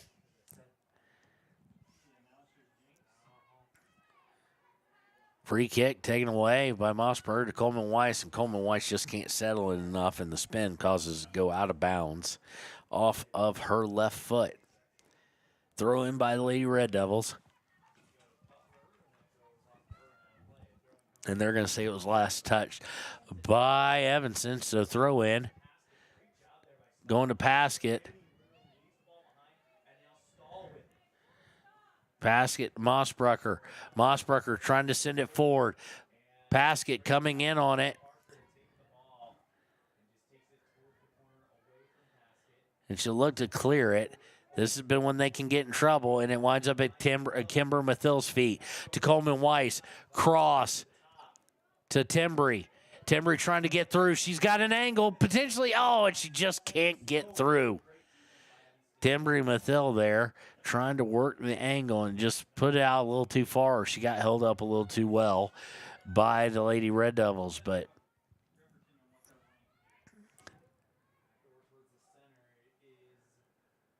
working towards the far sideline. Nosey giving pressure. Now back, but Piper Anderson able to get a hold of it. Gets it to Nosey. Nosey to nobody, but she gets it right back. Trying to goes off the chest. And Timbry Mathill trying to work forward into Paskett. Can't do it. Mathill fighting for it. Mathill still fighting for it. Has control of it. Boy, Timbry Mathill with the strength there. And taken away. Coleman Weiss also coming on it, as well as Kimber. Now going into the box, and Paskett giving chase. It'll be sent over the near sideline, and it'll be a throw-in for the Lady Wolverines. Throw will be taken by Braden Mossbrucker.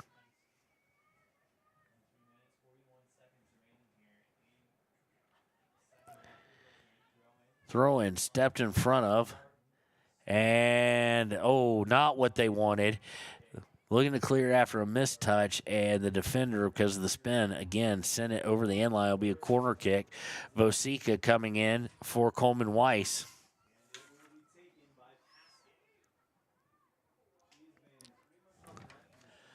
Basket with the corner here.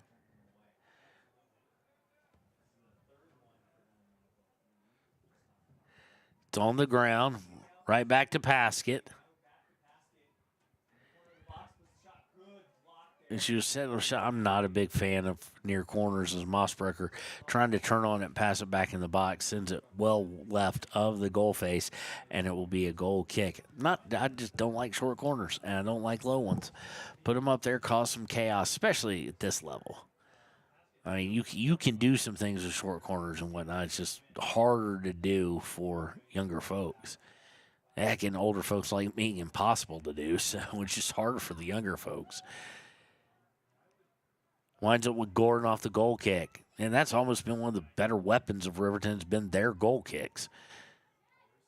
Aspen Gordon kind of gets the ball caught up in her feet. Now they're working down the near sideline. Looking to push things down is Danon Kohler, and she does well enough to get struck out of bounds, so it'll be a throw-in for Lady Red Devils. Kohler with the throw into Aya Gomez. And Gordon able to get a hold of it. Gordon looking to get it up to Mathil, just sending a little too much pacing, but it winds up going right to Kayla McConaughey. McConaughey looking to clear it, can't do it. Back to Gordon. Gordon looking to get it to Mossbrecher. Mossbrecher trying to keep it from going out of bounds first and foremost, does so, and winds up kicking it off of Johnstone. And it will be a throw for the Lady Wolverines with 21 and a half minutes left in the second half and in the match. Ball sent down, and it's going to last be touched by number 17, which we don't have on the roster we were given, so we'll just go on from there. Thrown by Riverton to Mossbrecher, now to Timbry Mathil. Mathil looking to put it out for Kimber, does so. Kimber into the box, turns, fires. No, just didn't get there. Looked like it was going to fall well and just did not get quite the turn she expected. Vosica trying to get to Mossbrecher. Mossbrecher with it. Looking to cross, does pull back. Now to Vosica, and it's sent out of bounds by the Lady Red Devils.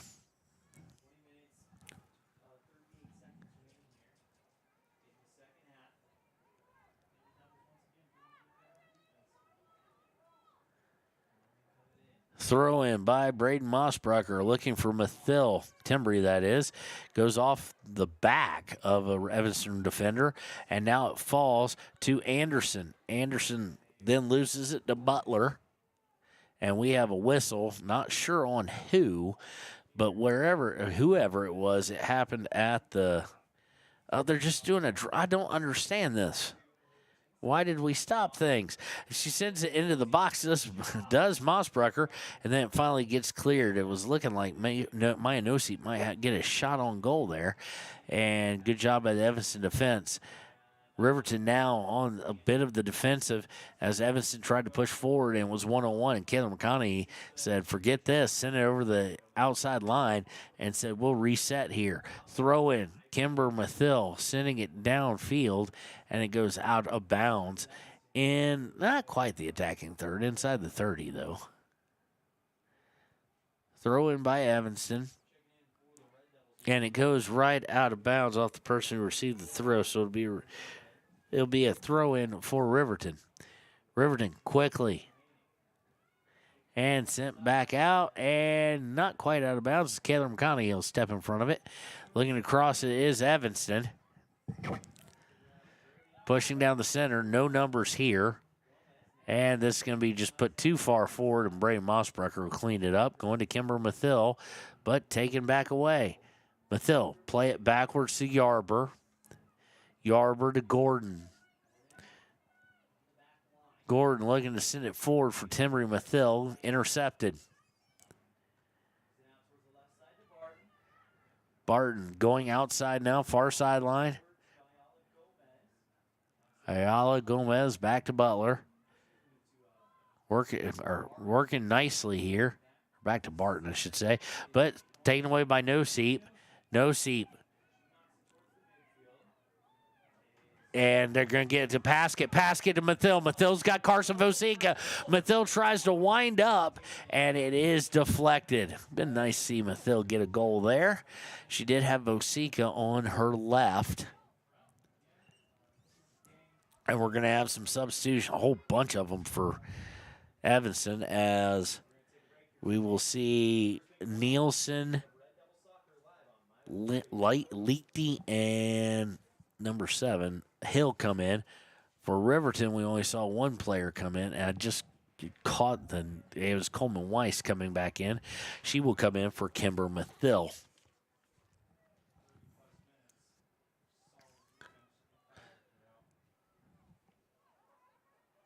Throw in. Sent right back out. It'll be a throw in again for Riverton. Watch some track athletes work out here on the track. That was kind of redundant. And coming into the game for Riverton now will be Midram. Midram coming in for Mathill.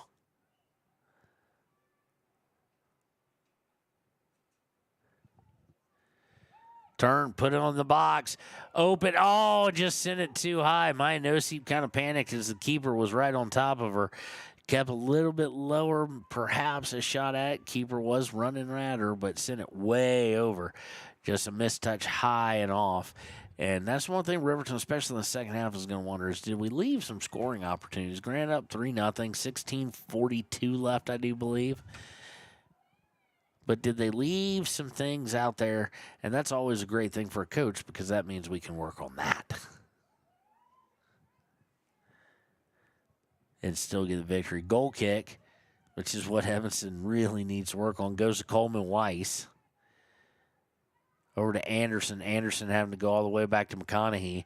McConaughey trying to work it forward to Vosica. Was intercepted momentarily, but Anderson took it away, and now it's going to be in fought for possession. Evanston looks like they're going to come out of this scrum with it. Trying to work the near sideline, and it's going to be worked way too far out in front. It'll be a throw-in for the Lady Wolverines.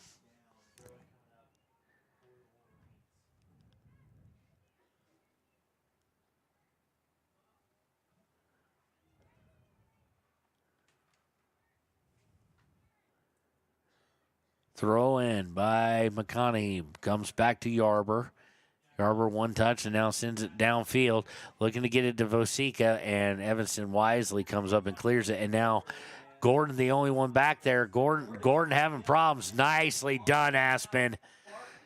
Sends it forward and now gets it out of danger up to Maya No-Seep. But that's the closest thing that Ayana Mejerados had to worry about. To Coleman Weiss. Weiss to Mitchum. Or Mitchum, Midram, excuse me. Connor.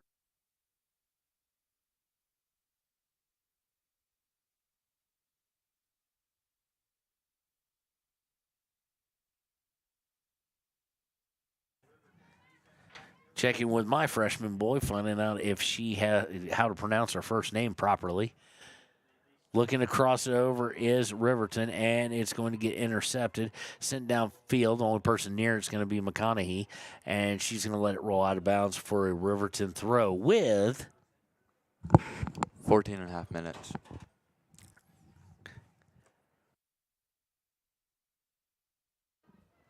What? Actually, I'm not saying that.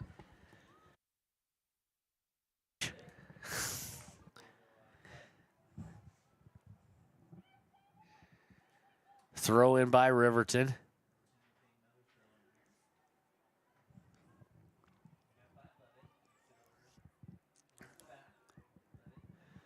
Played back, and then McConaughey able to send it back forward. Now sent back in to the back line. And they'll go Yarber to Gordon.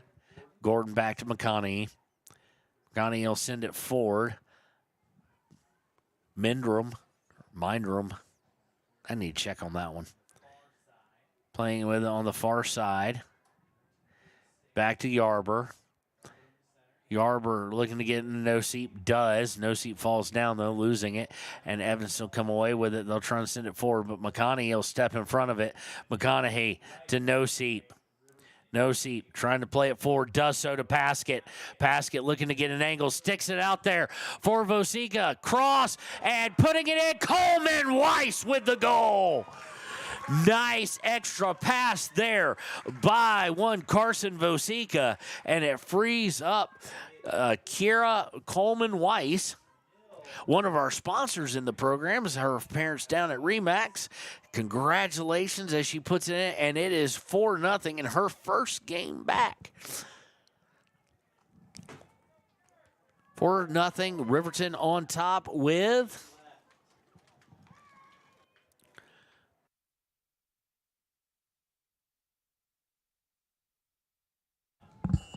13-10. Left in the match here.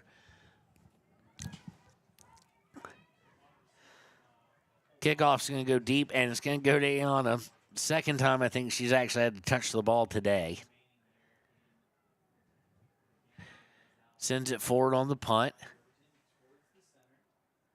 Off of Kimber Mathill and taken by Evanston, though. Evanston trying to work it forward. Coleman Weiss giving a little bit of token pressure, or Timber Mathill is. It's 23, not 22. But stolen away by Kimber. Now back to McConaughey. McConaughey will send it forward, looking to get it up for Paskett or Mathill. Timber Mathill able to get a hold of it. Takes it away, looking across, and that was up in the hand. How that wasn't called, I'm confused, but they called it like mad the other day. But seemingly the only person who saw it like me was Paskett. Trying to send it forward is Evanston. It'll go out of bounds on the far sideline. We will have some substitutions. Well, we'll have a substitution. And it's a number that I don't think, let's see if we got it on. It's a JV player coming in. I just don't know if I have it. Yes, I do. And how do I have it? But it is number 27, Kennedy Blumenshine, coming in.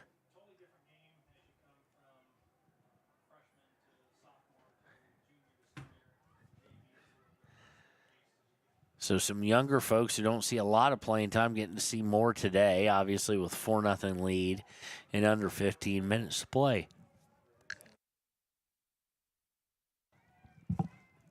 Evanston looking to work forward. They can not get it past Yarber.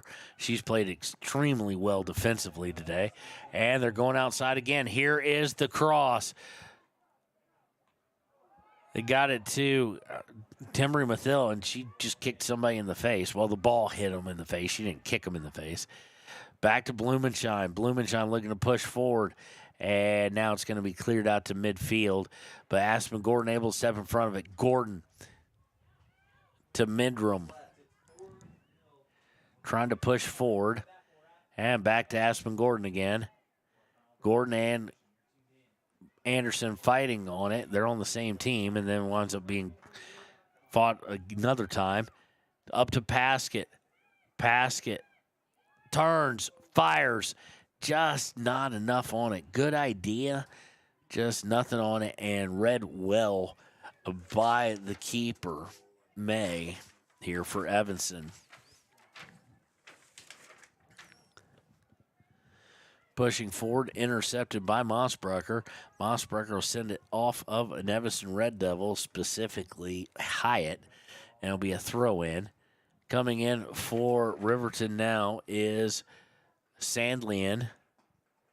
First time we've seen her today, I do believe, as well as back coming in Carson Vosica. Sandlian, of course, had the goal in the first game, the game winner in the 1-0 victory over Rock Springs. So Riverton, assuming this will hold, no, nothing to say it wouldn't, will go to 2-2-1. No, that's not where they wanted to be, but that's where they're at, and at least it's a 500-type season so far. Chance to improve on that. Looking across, they get it inside.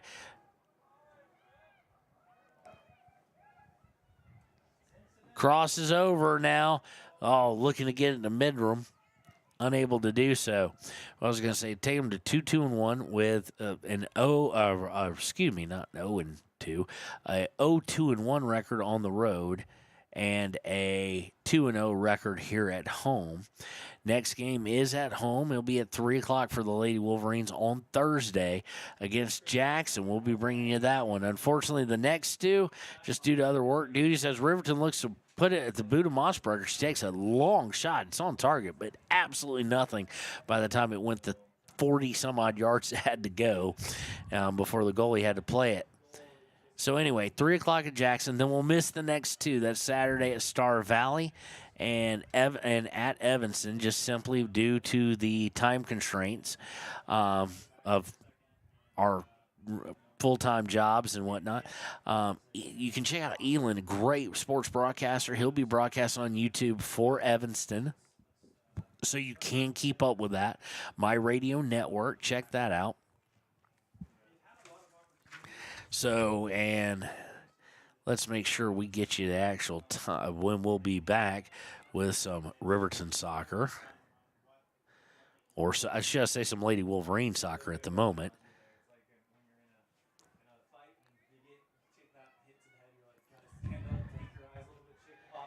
So Riverton now trying to work far side, near side is Mossbrucker going all the way down towards the end line. Well, she looked to stop. She does now looking across. She beats her man to the spot. Cross is deflected, at least momentarily, and now outside the box.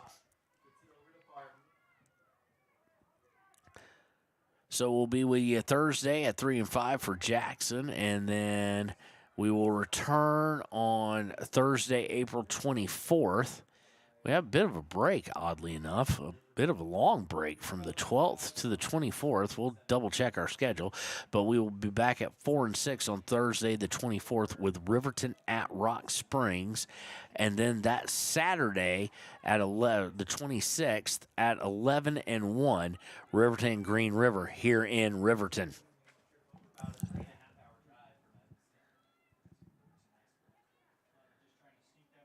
Evanston trying to come down the middle now as we have 8:45 left in the match. Now they go near side, pushing forward, going around one defender, but there's two over there. It's Mossbrucker and Gordon. Gordon to Coleman Weiss. Weiss looking to push it up, unable to do so, is Riverton. I think it might have been Blumenshine. Can't see the number all that well, though. Oh, yeah, there's going to be a trip against Riverton there. So it'll be a free kick for Evanston. This will be their first set piece anywhere near Ayana Maharado in goal.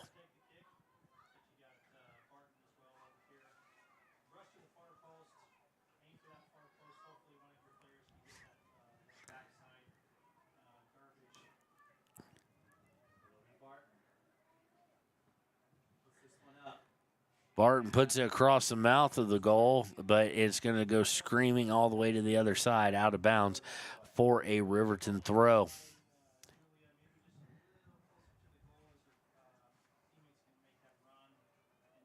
Coleman Weiss now coming out. She will be substituted for by Piper Anderson.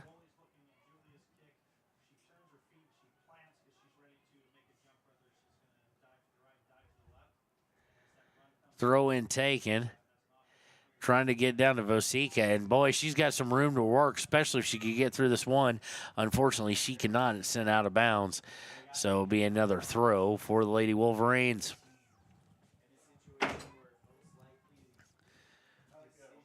Throw into Vosika. Vosika back to, can't see the number, Kimber Mathil.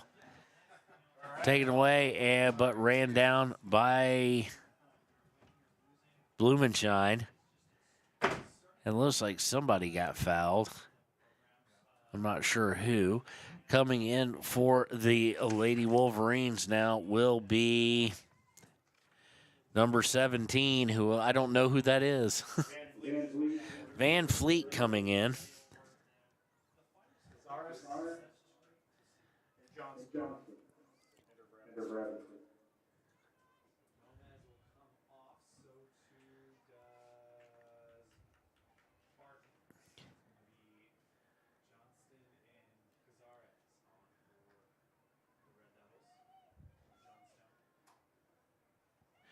So Van Fleet coming in, her first action in quite some time.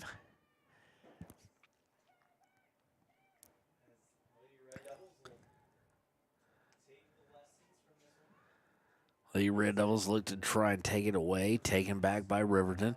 Sent up to Vosika. Vosika loses one, but I think she's going to lose possession and trying to lose one. But it falls to Kimber Mathil, who just a very hard touch there. Turned it over to Yarber, but Yarber able to track it down. Yarber to Blumenshine, and it's going to go out of bounds off of Evanston with 319. 319 what?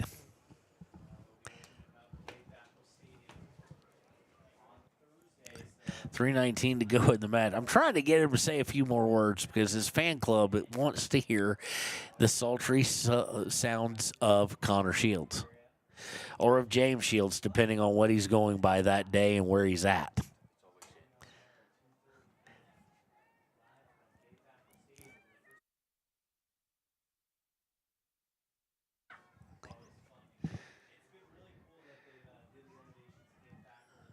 Riverton trying to come across the center, and it's going to get sent downfield. I don't think they'll get to it, and they will not. It will be a throw for Riverton.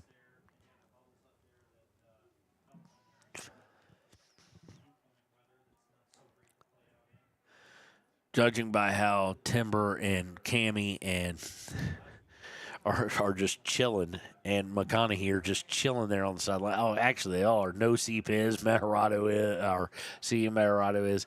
I don't think they're coming back in. Anderson up to Sandlian. Taken away, but then sent right back by Gordon.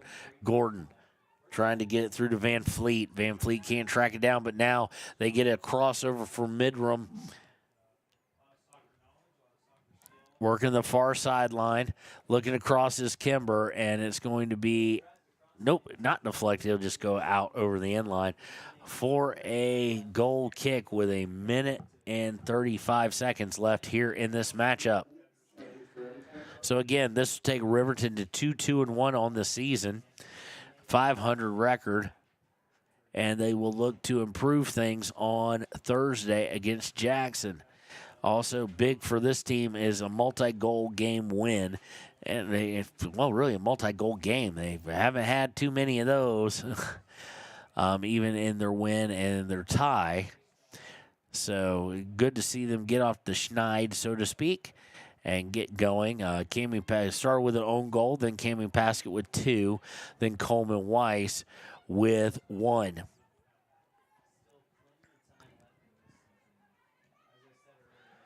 Riverton looking to push forward. We are under 45 seconds now.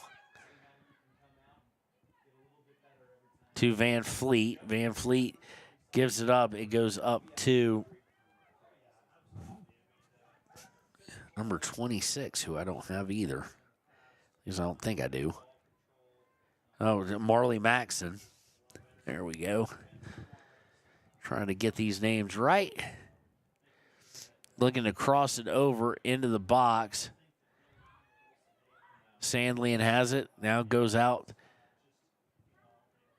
to Maxson.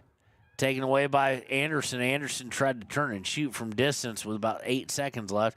It'll go out of bounds, and that'll do it as we see 2-1-0. And Riverton Lady Wolverines take this one 4-0. When we return, it will be time for the Click It or Ticket postgame show here on WYO Today.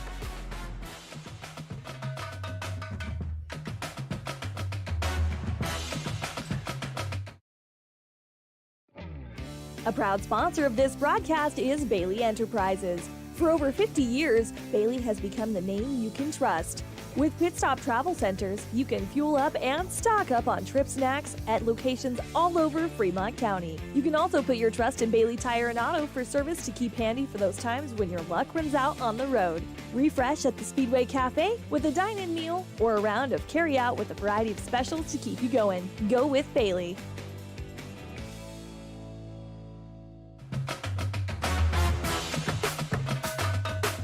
And welcome to the Click It or Ticket postgame show here on WYO Today. We're going to take a break in a moment and pay some bills and get a little water or whatnot, get refreshed us for the next game. Boys coming up in about 19 and a half minutes, 19 and a quarter minutes now. On the Click It or Ticket postgame show, again, Riverton leads 4-0, started with an own goal in the first half, and then we kind of sat there at 1-0, and then Cammy Paskett buries a set piece with about 47 seconds left, and then with about 18 seconds left, buries another goal for it to be 3-0. Coleman Weiss scoring in the second half for the icing on the cake. Our Gatorade Good Sport, an effort player, we're going to go ahead and give that one to Kayla McConaughey. Kayla McConaughey playing a lot of back line today, as she's done throughout the season, but playing extremely well, always good with her touch, always great effort, always seems to have a good smile on her face as well after games. And, of course, our Papa Murphy's player of the game, like I said, we go with merit. We don't just try and work it around just to everybody or anything. It's an earned position as the Papa Murphy's player of the game. And how do you get past the technical hat trick by this person, but the 2 goals scored by this person off of her own feet, and that is one Cameron Paskett. So congratulations, Cammy Paskett. You are the Papa Murphy's player of the game. Congratulations to Kayla McConaughey, Gatorade Good Sport. When we return, it will be time for the Hampton Inn Suites pregame show here on WYO Today.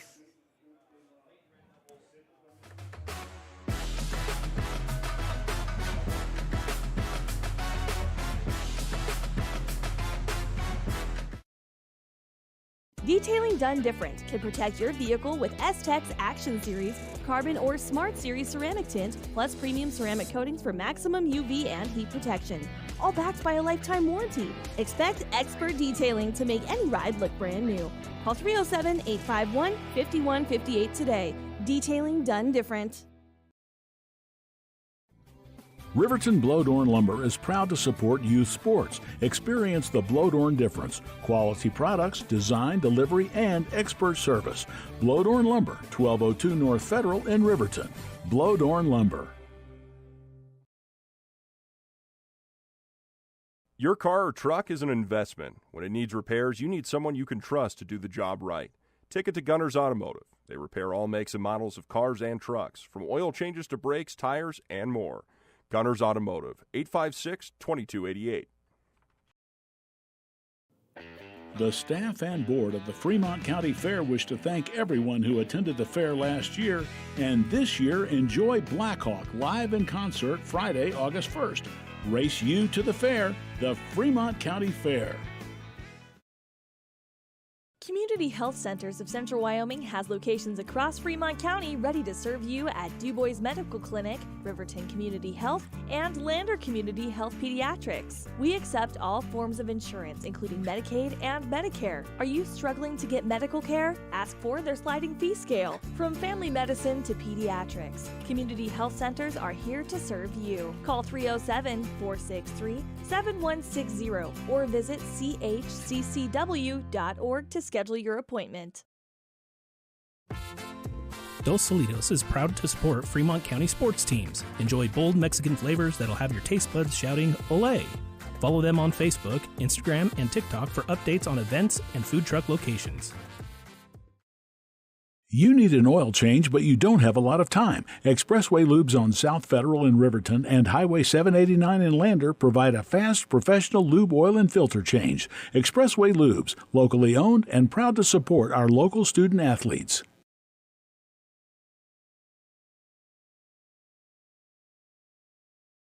B&M Septic and Excavation offers prompt professional service. Call them today for a quote at 850-2200.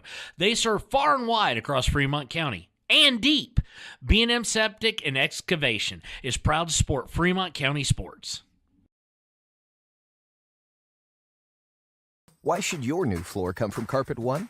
Because we're passionate about the spaces our neighbors call home.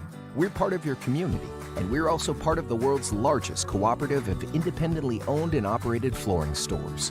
So you can be sure you'll get great selection and outstanding value with every installation.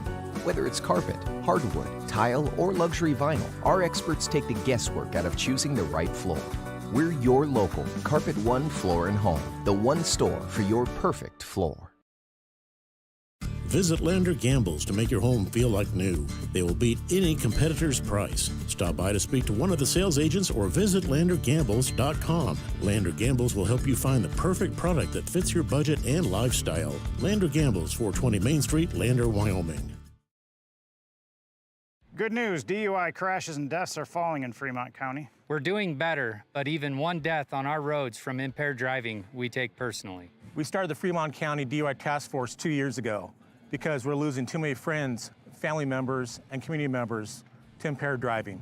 So we've joined forces to work together to find and stop impaired drivers in Fremont County, wherever they are. And we're making an impact, but we need your help. If your summer activities involve alcohol, plan ahead and make good choices. Drink responsibly, designate a sober driver, or call Safe Ride. And don't let your friends drive impaired either, even if you have to take their keys and find them a safe ride home. Let's all look out for each other and keep everybody safe. Remember, don't risk it. Drive sober. Your tax pros at 219 East Main Street in Riverton, Wyoming can handle all your tax needs. Whatever your situation, we know what to do. Call 307-856-2256 today to schedule an appointment. H&R Block is open Monday through Friday, 9 a.m. to 3 p.m. Men have a way of doing things. A man has his way of eating, of exercising, of keeping his hands warm, and of straightening up. So, when a man faces a serious life problem like divorce, depression, or suicidal thoughts, shouldn't a man have a way to deal with that too? Well, now he does. I'm Dr. Rich Mahogany. Visit me at mantherapy.org. Hey guys, this is Nick Haskell, and here at Haskell's Furniture and Flooring, we have the best brands. With our size, we are able to shop for you. We're able to choose the top products from the best companies. We carry Lazy Boy, Tempur-Pedic, Ashley, Sealy, Serta, and more. With our variety, we can make sure we're a one-stop shop for all of your home furnishing needs. Come in today to one of our locations in Cody, Lovell, Worland, and Riverton, where we have the best prices and a better service. High Plains Power is a Touchstone Energy cooperative. What does that mean for you as a Rural Electric Association member? It all comes down to 7 principles: open membership, one voice, one vote, member benefits, independence, education, cooperation, and community. To understand how it all works, we're headed back in time. In 1879, electricity was in major cities, but rural areas were out of luck. In 1935, President FDR made it possible for companies to build power lines to unserved areas. By the time we hit 1941, some 400 electric co-ops had been organized to serve rural America, just like High Plains Power. For more information, visit highplainspower.org. Papa Murphy's on North Federal in Riverton makes your pizza to order. Order online at papamurphys.com or in store. Delicious, fresh-made pizza just the way you want it. Papa Murphy's is a proud supporter of our local Fremont County student athletes.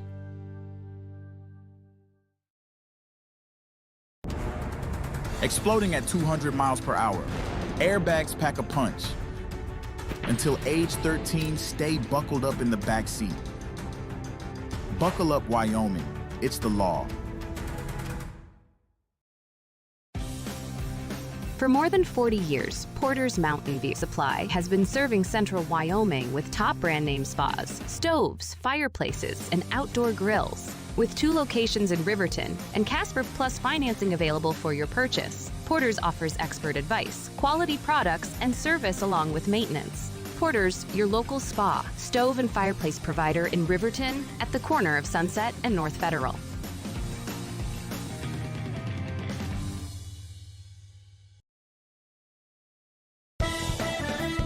Shoshone Rose Casino and Hotel is proud to support youth sports in Fremont County. Enjoy a meal at the Deca Gai He restaurant. Deca Gai He is Shoshone for the eating house. Open daily from 7:30 a.m. until 9 p.m. Try a weekend getaway with the family in one of their comfortable, pet-friendly guest rooms and enjoy the heated swimming pool. Book online at shoshonerose.com and remember to support Fremont County youth sports. Go team!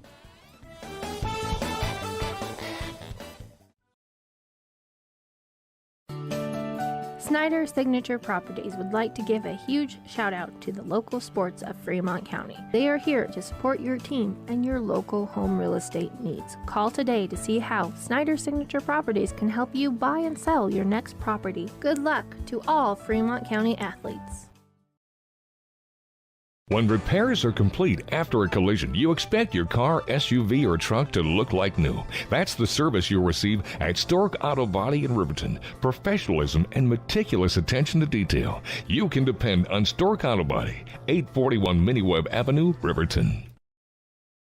The choice is yours. Sutherland's Friends of the Family Plus Consumer Credit Card lets you choose from 5% off instantly at the register or special financing on qualifying purchases. That means no forms, no waiting, no rebates. You can choose 5% off instantly with your Sutherland's credit card. Got a big project? Choose special financing. The choice is yours with Sutherland's Friends of the Family Plus Consumer Credit Card. Subject to credit approval. Minimum monthly payment required. See store for details. Only at Sutherland's. Don't leave your future up in the air. Always wear a seatbelt and reduce your risk of death of serious injury in a crash by almost 50%. Buckle up, Wyoming.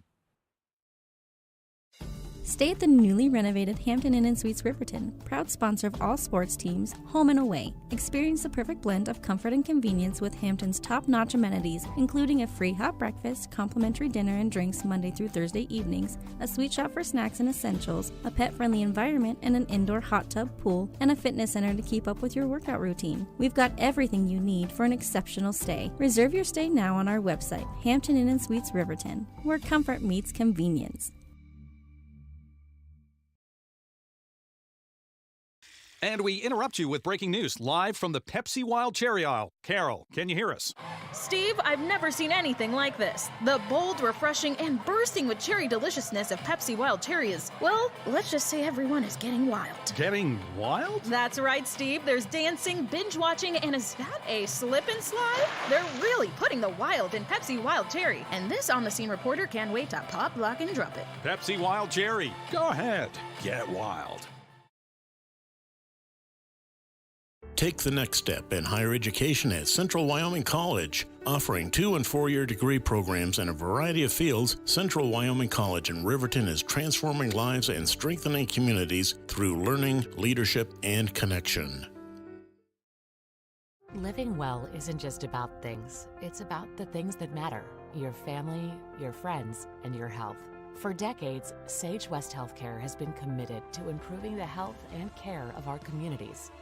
Today, we're investing more in our communities, in our people, in advanced medical technologies, and in specialized facilities, so access to better care is close to you and the things that matter most. Sage West Healthcare. Be well, live well. That's why we're here. We believe that everyone deserves a second chance, including us. Hi, I'm Brian Robacher, CEO of Atlantic City Federal Credit Union. And if we said no to you in the past, I'm asking you for a second chance too. In the midst of everything happening, we are committed now more than ever to second chances and when it comes to your finances. An auto loan for your new car, business loans, home loans, and more. Give Atlantic City Federal Credit Union a second chance to give you a second chance. We've been helping our community thrive since 1964, and now it's your turn. Visit AtlanticCity.coop to apply today. Atlantic City Federal Credit Union, federally insured by the NCUA. For a place, a people, an idea, for right and freedom, for liberty and justice for all, for every square inch between fruited plains and spacious skies. Marines fight to win. See all the battles Marines fight to win at Marines.com.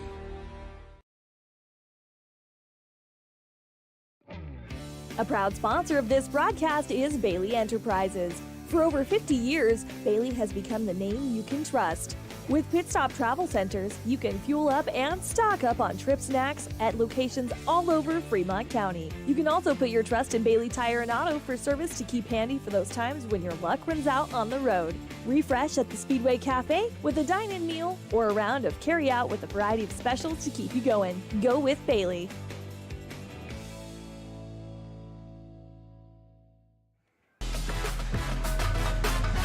And welcome to the Hampton Inn Suites pregame show here on WYO Today. We're going to get down to the keys to the game, and it could be the same for both teams, and that is same as the girls. Score first, score often, hopefully, but score first, get some momentum going. Evanston has been held scoreless this entire season, so Riverton at least has a little more confidence than that. Of course, Riverton coming off of a 10-1 loss on Saturday. So really, I think it's the same as the girls, is see some control early on and be able to have some momentum. We're going to go right into the Sutherland starting lineups here between the Red Devils and the Wolverines, the boys' squads. First for the Evanston Red Devils, it'll be in goal, a senior number 0, Jager Lighty. Joining him on the field will be a midfield forward, senior number 7, Kale Vega. Number 8, midfielder sophomore, Peyton Allred. And midfielder sophomore, number 9, Breck Barton. Midfielder junior, number 13, Victor Lozano. Number 16, defender and a junior, Jay Zavedri Tays. A defender senior, number 18, Ryden Meacham. Number 22, defender junior, Max Cogger. Number 27, forward junior, Eldon Hogman. Number 30, and a junior midfielder, Matthew Cogger. They are coached by head coach Brian Richens. Assistants are Cody Seal and Josh Cox. Manager is Tayson Spatig. For the Riverton Wolverines, in goal will be number 55, senior Ryan Cox. Joining him out there will be number 3, sophomore Dane Cox. Number 6, a fullback, Peyton Larson. He's a sophomore. Number 7, midfielder senior Landon Withrow, also a fullback. A junior forward and midfielder, number 10, Hunter Saltzgaver. A senior forward and fullback, number 17, Jackson Larson. A junior forward and midfielder, number 18, Blake Gantenbein. A senior forward, number 22, Gilby Roden. A sophomore fullback and forward, Colby Brink. A midfielder, freshman, Camden Heil. A midfield junior, number 32, Trenton Weber. And they are led by Coach Dietrich Becker. Assistant coaches are Jeff Caruth and Nick Fenton. So we are about 2 minutes away from the start, and we will return when it's time to kick off the boys' game here on WYO Today. Detailing done different can protect your vehicle with S-Tech's Action Series, Carbon or Smart Series ceramic tint, plus premium ceramic coatings for maximum UV and heat protection. All backed by a lifetime warranty. Expect expert detailing to make any ride look brand new. Call 307-851-5158 today. Detailing done different. Riverton Blodorn Lumber is proud to support youth sports. Experience the Blodorn difference. Quality products, design, delivery, and expert service. Blodorn Lumber, 1202 North Federal in Riverton. Blodorn Lumber. Your car or truck is an investment. When it needs repairs, you need someone you can trust to do the job right. Take it to Gunners Automotive. They repair all makes and models of cars and trucks, from oil changes to brakes, tires, and more. Gunners Automotive, 856-2288. The staff and board of the Fremont County Fair wish to thank everyone who attended the fair last year, and this year enjoy Blackhawk live in concert Friday, August 1st. Race you to the fair, the Fremont County Fair. Community Health Centers of Central Wyoming has locations across Fremont County ready to serve you at DuBois Medical Clinic, Riverton Community Health, and Lander Community Health Pediatrics. We accept all forms of insurance, including Medicaid and Medicare. Are you struggling to get medical care? Ask for their sliding fee scale. From family medicine to pediatrics, Community Health Centers are here to serve you. Call 307-463-7160 or visit chccw.org to schedule your appointment. Dos Solitos is proud to support Fremont County sports teams. Enjoy bold Mexican flavors that'll have your taste buds shouting, "Olé!" Follow them on Facebook, Instagram, and TikTok for updates on events and food truck locations. You need an oil change, but you don't have a lot of time. Expressway Lubes on South Federal in Riverton and Highway 789 in Lander provide a fast, professional lube oil and filter change. Expressway Lubes, locally owned and proud to support our local student athletes.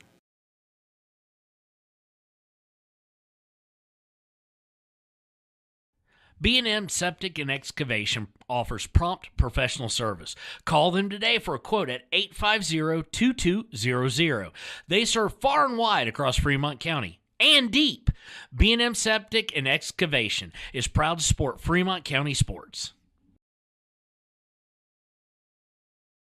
Why should your new floor come from Carpet One? Because we're passionate about the spaces our neighbors call home. We're part of your community, and we're also part of the world's largest cooperative of independently owned and operated flooring stores. So you can be sure you'll get great selection and outstanding value with every installation. Whether it's carpet, hardwood, tile, or luxury vinyl, our experts take the guesswork out of choosing the right floor. We're your local Carpet One Floor and Home, the one store for your perfect floor. Visit Lander Gambles to make your home feel like new. They will beat any competitor's price. Stop by to speak to one of the sales agents or visit LanderGambles.com. Lander Gambles will help you find the perfect product that fits your budget and lifestyle. Lander Gambles, 420 Main Street, Lander, Wyoming. Good news, DUI crashes and deaths are falling in Fremont County. We're doing better, but even one death on our roads from impaired driving, we take personally. We started the Fremont County DUI Task Force 2 years ago because we're losing too many friends, family members, and community members to impaired driving. So we've joined forces to work together to find and stop impaired drivers in Fremont County, wherever they are. And we're making an impact, but we need your help. If your summer activities involve alcohol, plan ahead and make good choices. Drink responsibly, designate a sober driver, or call Safe Ride. And don't let your friends drive impaired either, even if you have to take their keys and find them a safe ride home. Let's all look out for each other and keep everybody safe. Remember, don't risk it. Drive sober. Your tax pros at 219 East Main Street in Riverton, Wyoming can handle all your tax needs. Whatever your situation, we know what to do. Call 307-856-2256 today to schedule an appointment. H&R Block is open Monday through Friday, 9 a.m. to 3 p.m. Men have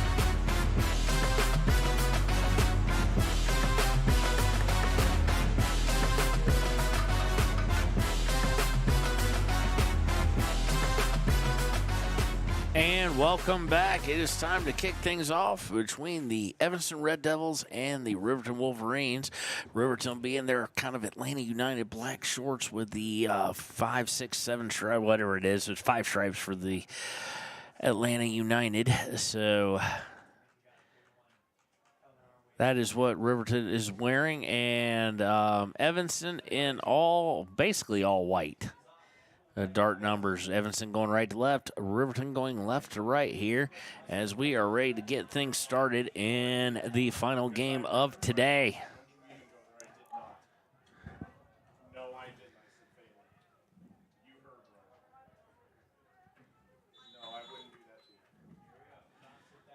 Evanston knocks it back on the kickoff.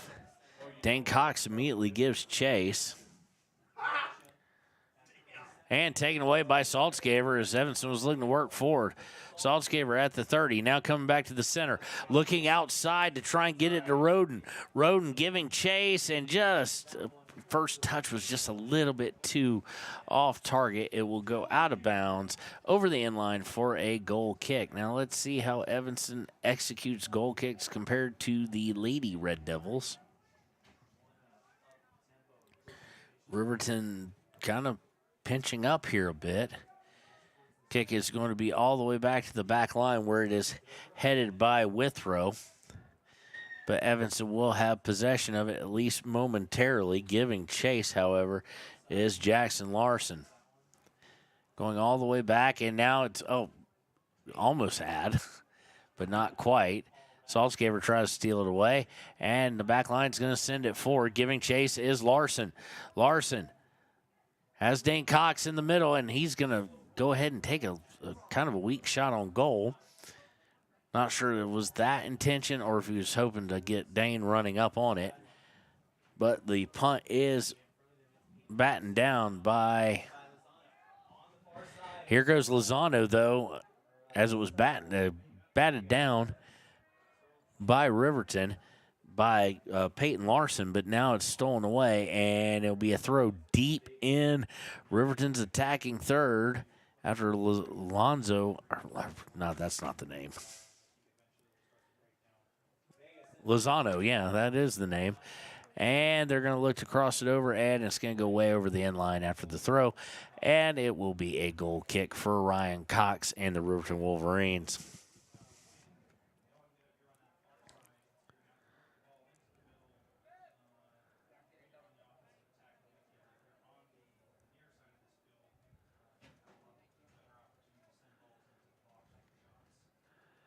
Cox takes it, goes screaming over Saltzgaber's top of his feet. And Evanston will regain control, looking to send it forward. Peyton Larson with the play now to Colby Brink, who just pops it straight up. Saltzgaber gets it up to Dane Cox. Cox loses it, but Saltzgaber now trying to gain control of it. And it'll be too far out of reach. And Evanston will play it back to their keeper, Lady, who will punt it out, and it will go out of bounds for a throw by the Wolverines. Throw in on the far side. Looking to cross, nothing there to do. Gets it to Jackson Larson. Larson to Weber. And it goes out of bounds. Let's see who it's off of. It looks like they're going to say it was last touched by Evanston. So it'll be a throw in. Throwing is down the far sideline. Saltzgaber in the corner trying to work it forward, and it's going to be sent over the end line. It'll be the first corner kick of the day for either team, especially first set piece for Riverton.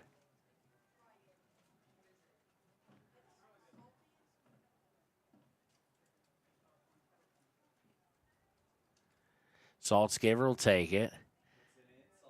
Curving and then sent right back out and out of bounds by the Evanston defense there. Well defended. Never really got through to anybody else from Riverton.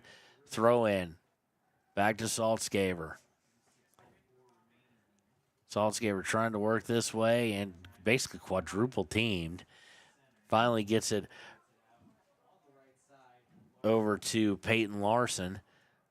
And he looks to cross it back over to Weber, and Weber will get it back outside. Now Weber gets it back, coming down the near side, or far side, excuse me. And he's going to run into the defense, who's going to kick it back out of the 20, but sent right back in. Now about to be sent right back out, but it winds up with Peyton Larson. Larson looking to get to Roden. Roden with it to Cox, and Cox tries to turn and fire as well. Nothing on it and got deflected. A little bit of backspin. Roden with it, trying to work down towards the end line and just does so a little too aggressively. It'll roll over and go for a goal kick. Here with 35 minutes left in the first half.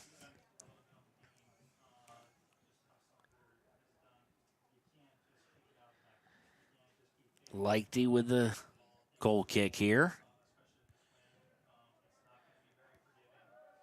Winds up going off the head of Landon Withrow.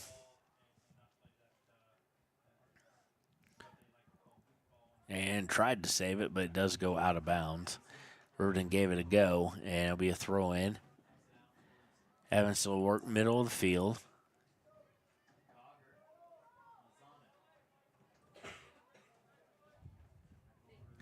Give and go there, nicely done. And then a beautiful slide tackle by Hunter Saltzgaber.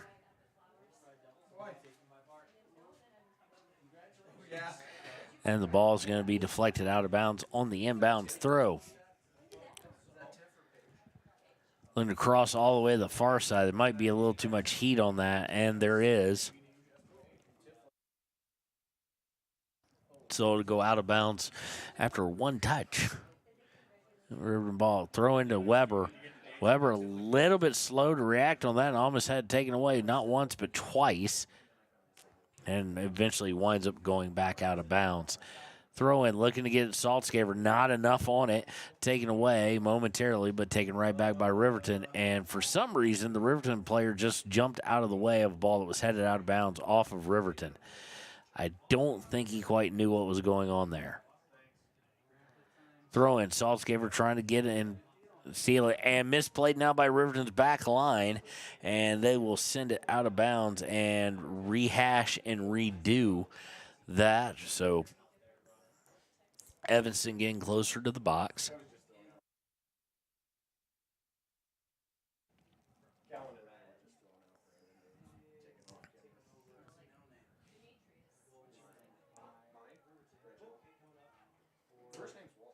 And then on throw-in, it's going to go over the end line eventually, and then it will be a goal kick, which we do not have on our screen. I do apologize.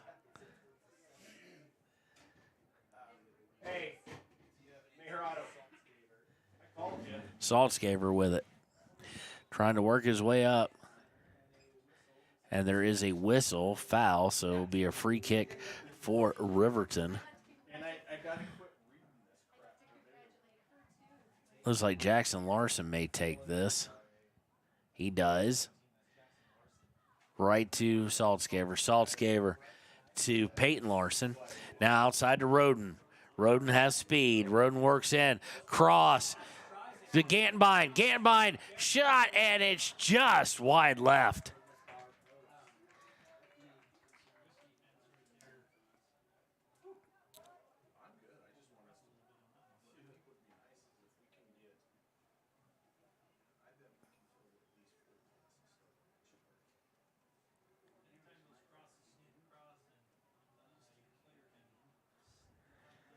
Goal kick taken here after the wide left shot by Gantenbein. Riverton trying to push forward immediately again. And they're caught with a little bit of a napping on the defense. Has to be on chasing it. Camden Heil giving a run and gets it up to Weber. Weber to Gantenbein. Back to Weber. Weber trying to work the outside. He does win the battle to get to it. Now he comes up towards the box. He's going to look to cross. Cross is Dane Cox running on, and it is picked up by the keeper. Nice play by Leichty there. Just eliminated the threat, and it looks like we had a whistle anyway. So it'll be a free kick somewhere.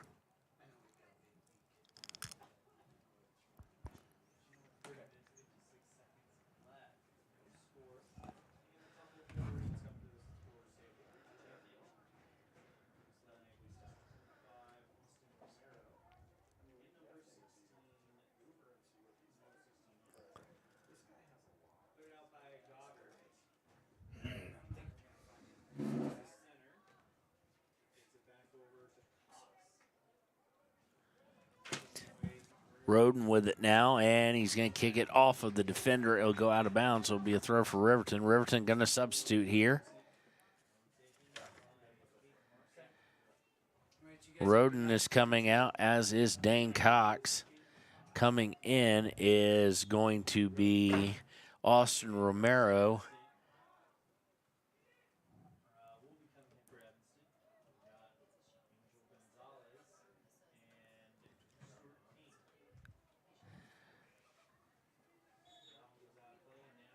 Romero coming in, as well as, I think that might be Milken. Let me just double check.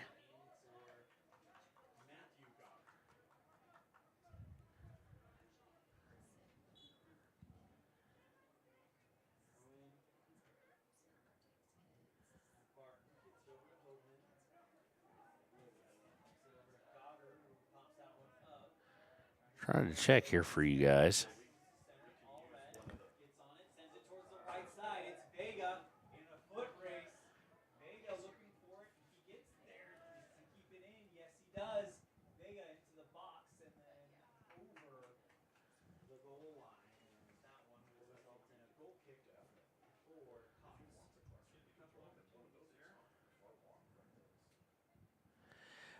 believe that's Milken.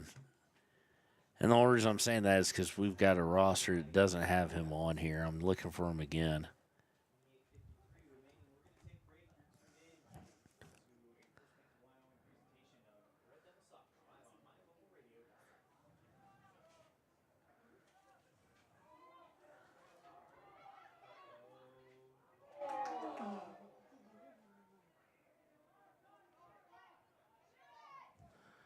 They want a shot. There goes a long shot from Peyton Larson. Gantenbein had backdoor there and just could not complete that cut. So it goes wide to the left. So we remain 0-0 with 28 minutes.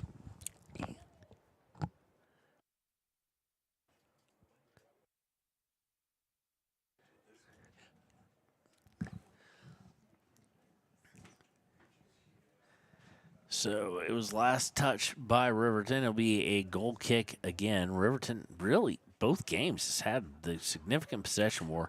This one not quite as much in the first half, but pretty lopsided in favor of Riverton as they look to cross it over. Giving chase is Jackson Larson. And now here comes Evanston. A little bit of a run, and he is way offsides, but they didn't throw up the flag as Colby Brink stepped in front of it and started going the other way. That's Peyton trying to get it to Saltzgaver. Romero coming back to help out. Little pullback sent out for Milken, I do believe. I think that is.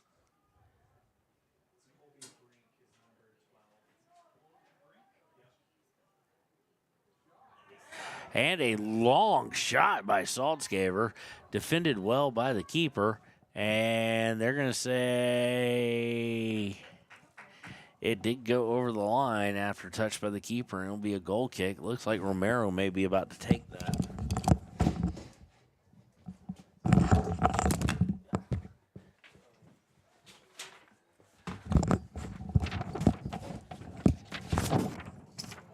Corner's high and goes across. No real shot put on net. Chasing it down, and let's see what we're going to get here. We're going to get a throw in for Riverton.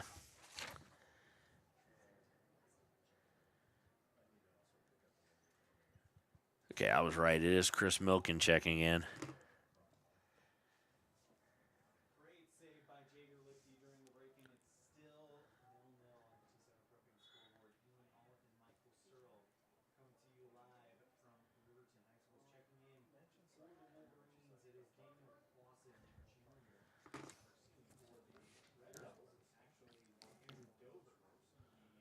Substitution now for Evanston.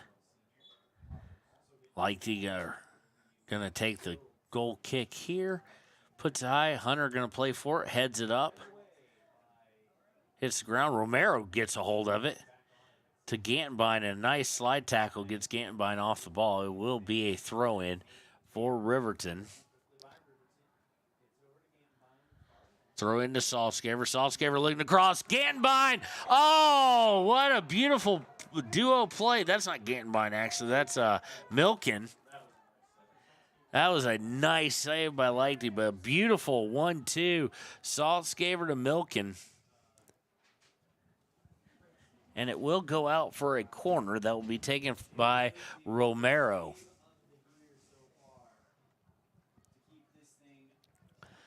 Zero score. Short corner to Brink. Brink tries to put it into Saltzgaver.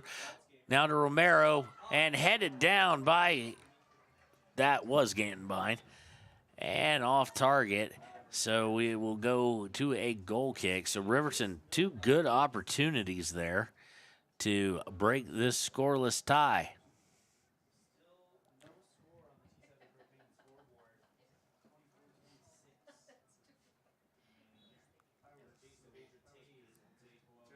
Lighty with the goal kick. Sent right back forward to Romero. A little bit of a collision there between Romero and a midfielder. But now it's taken away. Sent up for Romero, and he should have played it sooner than that. He let it go past him.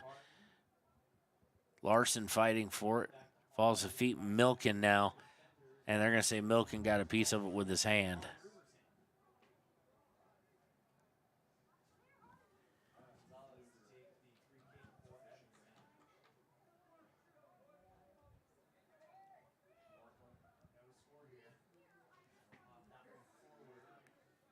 Free kick winds up right with Saltzgaber. Gets it to Milken. Milken trying to push through. Cannot do it. Taken away by the midfield of Evanston. Going to the far sideline. Played, then stolen right back.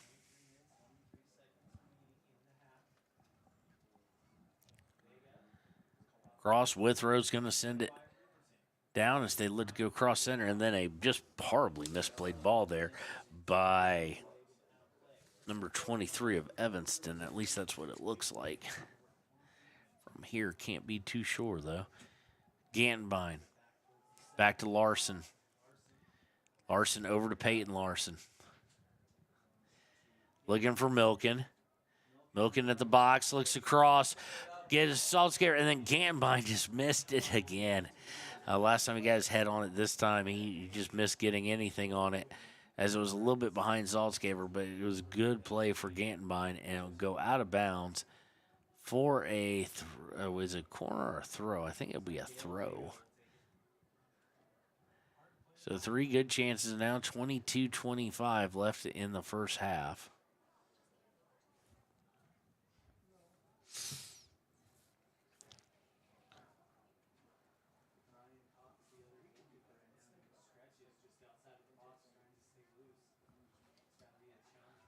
Throw in is going to go all the way back to Larson, who's going to get to Saltzgaber. Saltzgaber back to Larson. That being Jackson.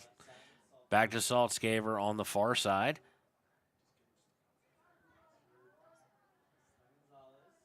Saltzgaber makes a move, and now a shot / pass. Milken unable to get to it. Keeper is able to get to it. So they'll look to punt here. Does so. Riverton will head it forward. Trying to get to Milken.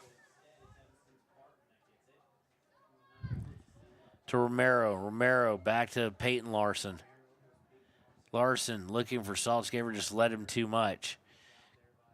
Giving chase is Weber. Now Gantenbein as well. And intercepted, or attempted to be intercepted by Hunter Saltzgaber. Gets pushed out of the way. They say, nope, they're not going to call it. On long outlet pass, Colby Brink able to get to it. Slide tackle on Peyton Larson, seals the ball for Evanston. And now they'll try and work it down the near side. Nope, they'll bring it right back out and try and work the center or far.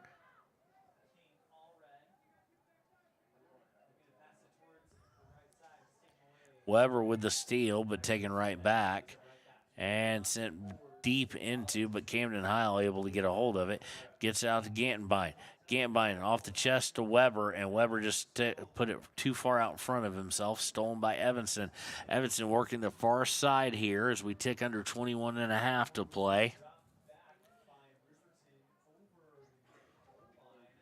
And they're going to send it over the inline as Riverton give up the first corner of the day for the Red Devils.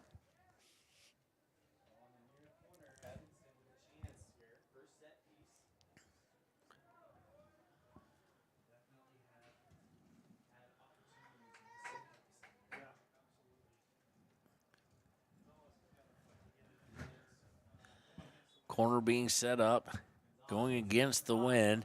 Cox punches it out just momentarily, still a threat. Back into the box, and this time it's put up and just nothing on it as he was trying to kick it up. And Ryan Cox steps right in front of it. He'll throw it downfield. Weber, or Gantenbein with it, or Weber, one of the two. Can't tell. I know it's those two on that sideline. It was Gantenbein. Gantenbein loses control. Now they'll look to answer. Heil with it. Able to clear it out at least momentarily. Now Weber is going to head it out of bounds. It'll be a throw-in for Evanston. Golden Buffalo scoreboard still 0-0.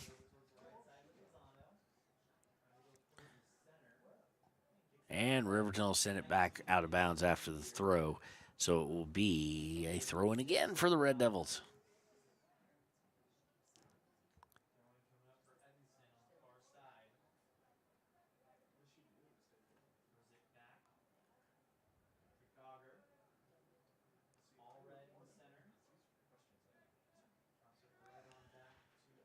Evanston trying to work their way back, and Riverton having none of it, pushing forward. And there, Weber with the steal, sends it downfield. Gantbine giving chase. He's not going to be able to get to it in time. And a roll out of bounds for a throw-in for the Red Devils. Reminder, we'll be back here on Thursday on Wild Today Media as Riverton will face Jackson, hopefully with both teams looking to get a winning streak going. And now we've got all sorts of a busted defensive assignment and shot and way off target by Evanston. Left it far on the near side. So, but busted there by Riverton. They let him get a run going behind that no one else saw, except for the guy passing the ball.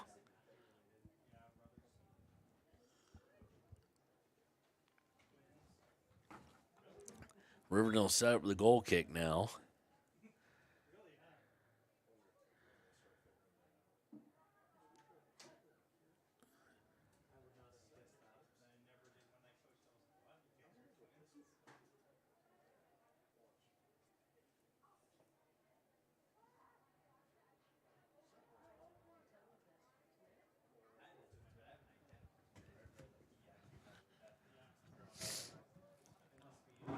Riverton's Roden trying to give a run on it, and the goalkeeper is going to come out leaky and send it way out of bounds there.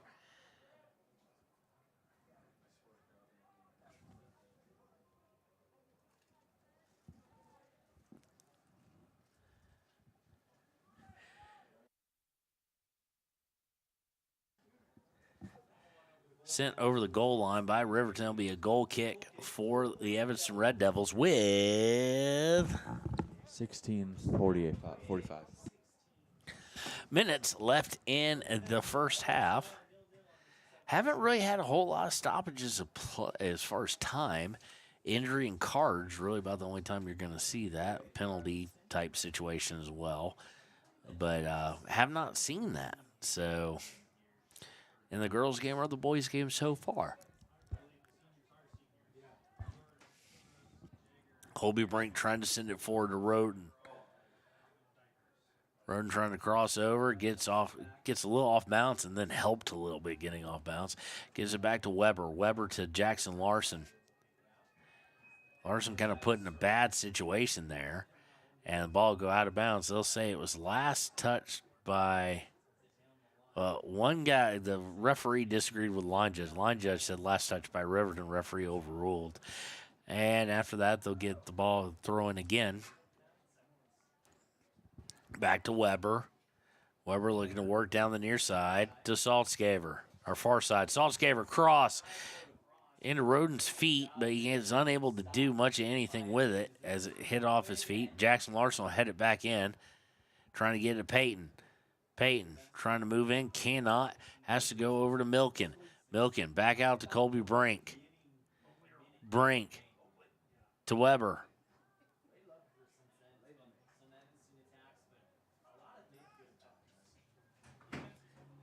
Trying to figure out who Reggie's calling Oakley.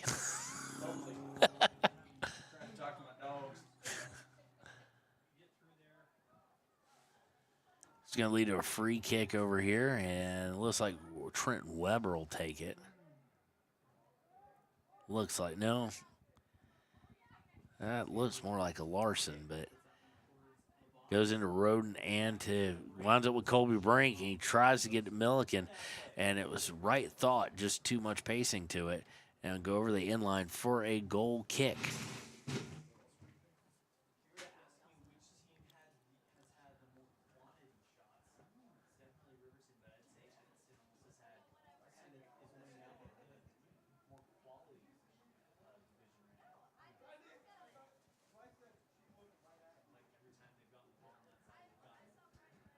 Free kick, goal kick winds up going off of Peyton Larson and out of bounds.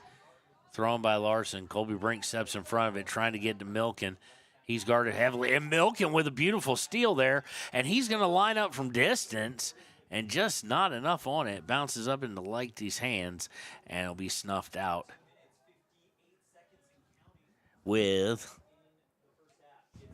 13:50 left in the first half.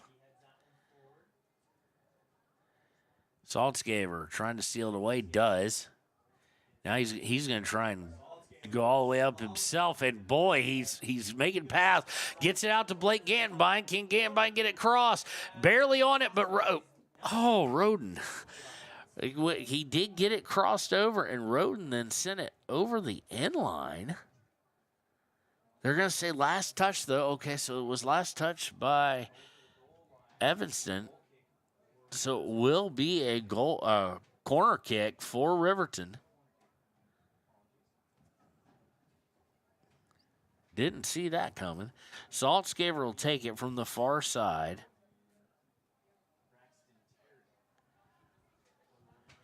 Here it is, pretty high. It's towards the goal, too.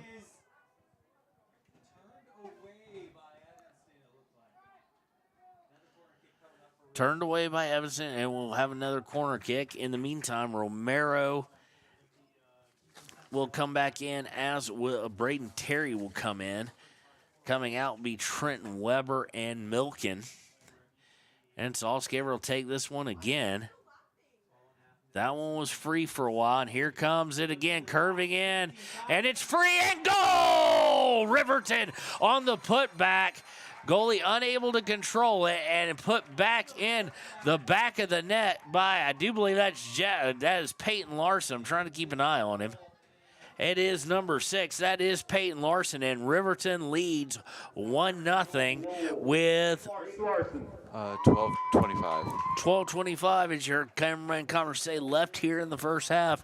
Riverton doing exactly what the girls did earlier, which is get a goal, take the goal first.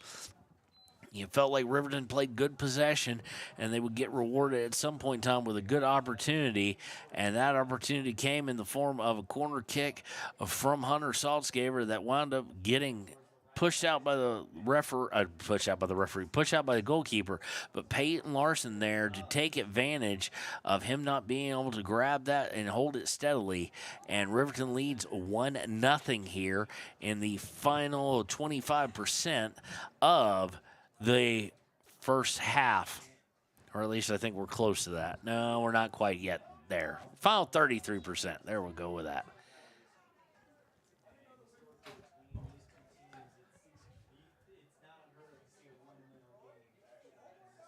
Riverton, and now the wind. They said 16-mile-per-hour gusts. They lie. It is more than 16 miles an hour. Throw in. Saltzgaber trying to take it. Gets it again by now to Saltzgaber. Saltzgaber trying to work down the field and a shove in the back. Just an elbow in the lower back. And it'll set up a potential free kick from the 20. And now he will go for goal in these. He's done it before. And he's gonna. The field goal is good. 3 points. Riverton now leads. It'll be kickoff and touchdown later. So it's well high, but got way underneath it. I'm sure the wind probably didn't help with matters, and so it'll be a goal kick for the Evanston Red Devils.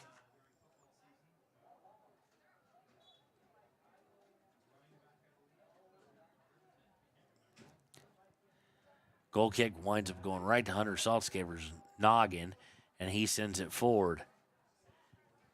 Roden giving chase, and now a huge mistake as they'll give up the corner here as it goes over the end line. Near side corner. Romero going to take this one. Saltzgaber running forward. It's going to be short corner. Saltzgaber with it, trying to go towards the end line. Crosses, and it's free. It's still free. It's still in danger. Gantenbein trying to go over his head, and he's going to pop it over the line. Actually, that was Larson who popped that over the line, and if you're Evanston coming out of their coaching staff, as 2-0 was a very real possibility on that play.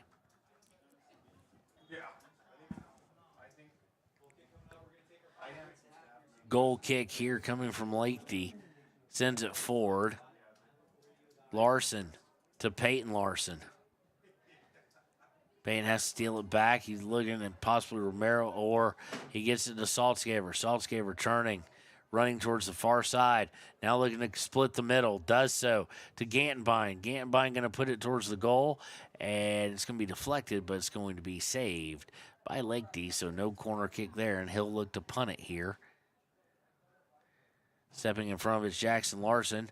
Now they try and get it past him, and Camden Heil able to send it forward. And they're going to look to get it to Gantenbein. Gantenbein coming through, and somehow he maintained possession there for a moment, and it'll be sent to the far sideline by Evanston. Evanston will look for a long outlet pass, and there is something there, and Cox is going to have to come running out after it, and he slides down and ends the threat. Again, Golden Buffalo scoreboard 1-0 in favor of Riverton.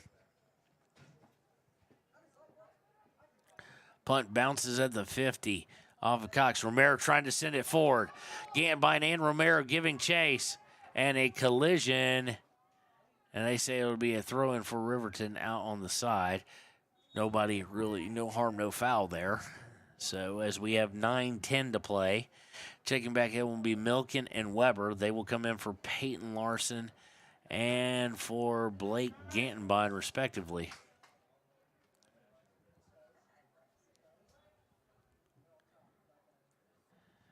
Throw in down to Saltzgaver towards the end line. Saltzgaver looking to make a move, and they slide tackle it out of bounds. It will be yet another corner from the far side for Hunter Saltzgaver. Nope, Romero's going to run over there and take this one. They're going to put Saltzgaver in the short corner. And it is the short corner again. Saltzgaver turns, fires. Oh, just wide.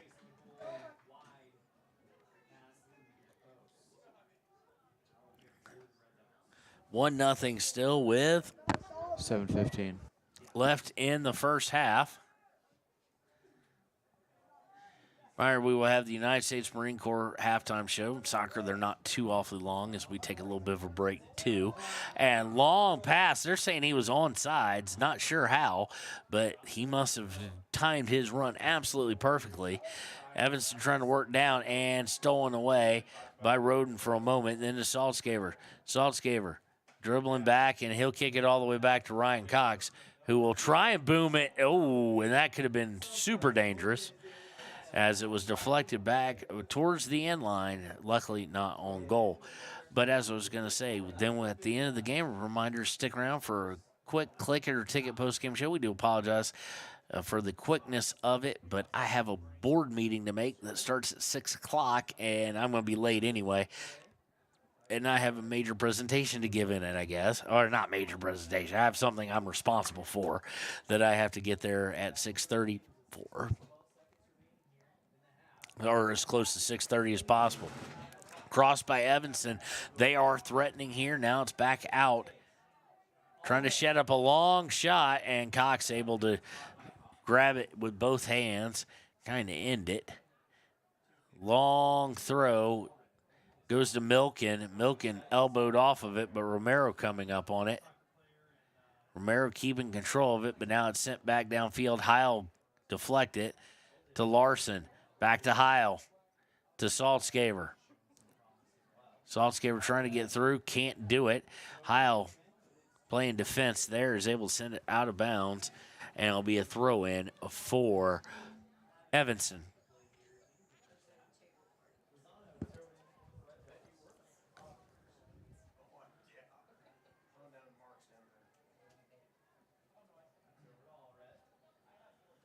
Inbound. Looking to cross. Colby Brink gets a foot on it. Bicycle kick, comically attempted. And then a shot that's going to go very high and well off the face of the goal. And will be a goal kick for Ryan Cox and the Riverton Wolverines with 4:50 to play here in the first half.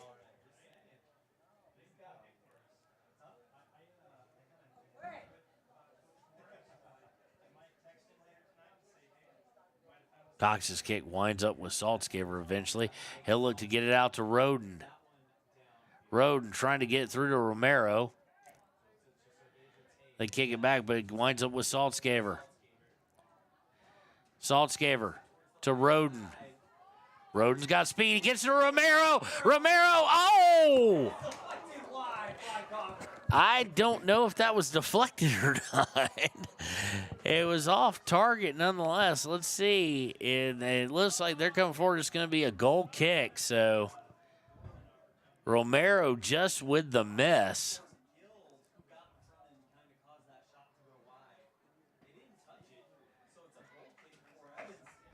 Romero with a chance to put him up 2-0, get his, I do believe, his first goal of the season, and unable to finish. Goal kick winds up at Weber and Saltzgaver. Neither one of them able to control it. It'll go out of bounds, though, over to Riverton with 3:34 left in the first half. Throw in to Terry. Terry to Milken. Taking it back away, but Terry grabs it. And Terry's going to send it out of bounds. Throw in by Evanston.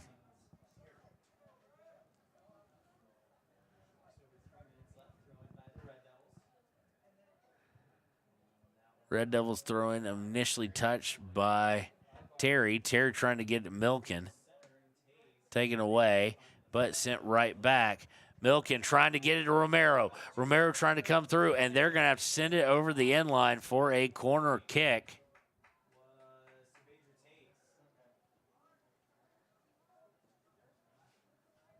Or we thought a corner kick. They're going to say a goal kick?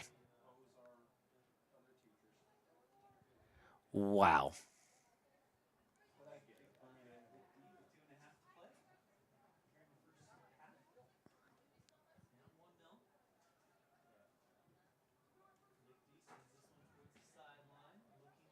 Sent deep, and Colby Brink let it go past him. Larson said that ain't happening, and said, but now they've got numbers going forward. Evanston screaming back is Terry and Heil, and nicely done. He tried to slide tackle, did Evanston, and Larson said, Didn't even go down, just stood there like a brick wall, and Evanston will have to kick the ball out of bounds here as they trying to get their numbers back on the chance for a counter. Saltzgaver trying to work through on the far side. Now coming back center. He's going to tee it up and miss wide and right and high. Wide right and high.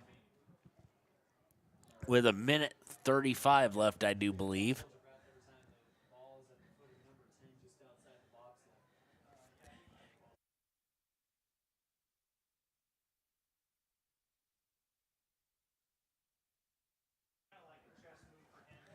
And a long pass, and now we've got to get numbers back, and we send it out of bounds. No.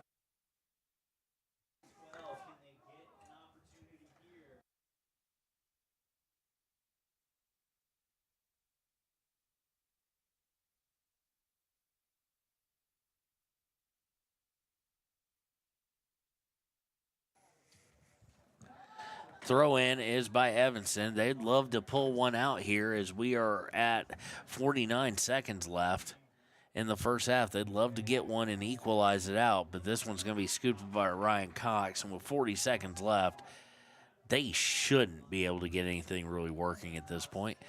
Punt is going to go to the feet of Weber, but he loses it momentarily, but Colby Brink sends it right back to him. To Saltzgaver with 27 seconds left. Saltzgaver trying to get out to Romero, and it's just going to be too far, and it would be a corner kick, but with 20 seconds left, they would need to hurry. 15 seconds left. Saltzgaver screaming over there. He wants to get the kick done, and he's got it down. He's going to take it. Here it is, going towards the mouth of the goal. And, headed in and then kicked out by a defender with 2 seconds left. And, wow, what a sequence of events, all caused by Saltzgaver getting down there and getting that ball kicked on the corner kick. So after the first half, it is 1-0. When we return, it'll be time for the United States Marine Corps halftime show here on WYO Today. A man has his way of eating, of exercising, of keeping his hands warm, and of straightening up. So, When a man faces a serious life problem like divorce, depression, or suicidal thoughts, shouldn't a man have a way to deal with that too? Well, now he does. I'm Dr. Rich Mahogany. Visit me at mantherapy.org. Hey guys, this is Nick Haskell, and here at Haskell's Furniture and Flooring, we have the best brands. With our size, we are able to shop for you. We're able to choose the top products from the best companies. We carry Lazy Boy, Tempur-Pedic, Ashley, Sealy, Serta, and more. With our variety, we can make sure we're a one-stop shop for all of your home furnishing needs. Come in today to one of our locations in Cody, Lovell, Worland, and Riverton, where we have the best prices and a better service. High Plains Power is a Touchstone Energy cooperative. What does that mean for you as a Rural Electric Association member? It all comes down to 7 principles: open membership, one voice, one vote, member benefits, independence, education, cooperation, and community. To understand how it all works, we're headed back in time. In 1879, electricity was in major cities, but rural areas were out of luck. In 1935, President FDR made it possible for companies to build power lines to unserved areas. By the time we hit 1941, some 400 electric co-ops had been organized to serve rural America, just like High Plains Power. For more information, visit highplainspower.org. Papa Murphy's on North Federal in Riverton makes your pizza to order. Order online at papamurphys.com or in store. Delicious, fresh-made pizza just the way you want it. Papa Murphy's is a proud supporter of our local Fremont County student athletes.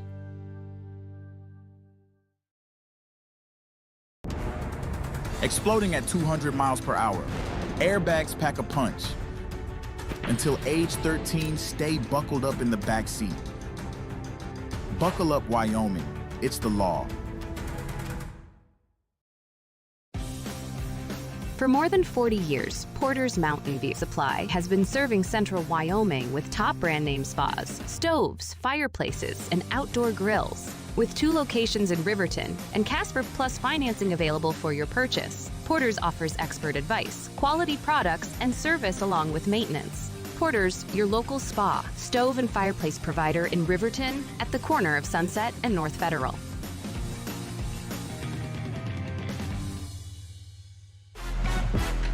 And welcome to the United States Marine Corps halftime show. Not a whole lot of stats. Again, much like the girls' game. A dominant possession by the boys. Now, granted, Evanston, in this game, Evanston's had far more chances to counterattack in the first half than Riverton would probably like, and some of them a little too easy to start to try and execute, but they have 0 score on the scoreboard. They have 0, and Riverton has led the time of possession. Riverton also has the 1 goal on the game, and it was just a beautiful putback after the corner taken by Saltzgaber, and giving up, Lakey gave up a bit of a nice rebound, and Larson able to put it in the back of the net. So right now, he is our only scorer. That's right. Our only scorer right now is Peyton Larson.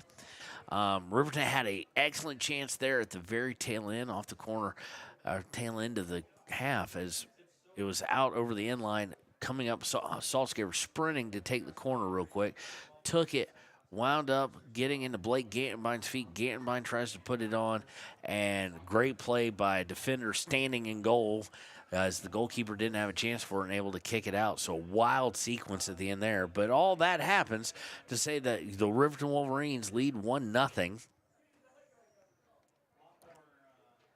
As we go to the second half, we got 40 more minutes of soccer action ahead of us, and we'll return. It'll be time to kick it off for the second half here on Wired Today.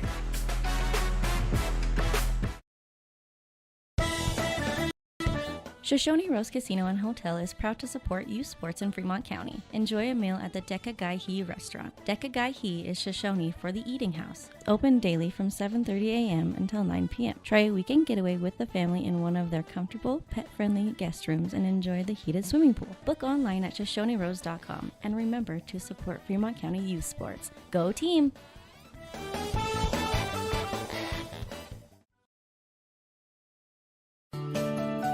Snyder Signature Properties would like to give a huge shout out to the local sports of Fremont County. They are here to support your team and your local home real estate needs. Call today to see how Snyder Signature Properties can help you buy and sell your next property. Good luck to all Fremont County athletes.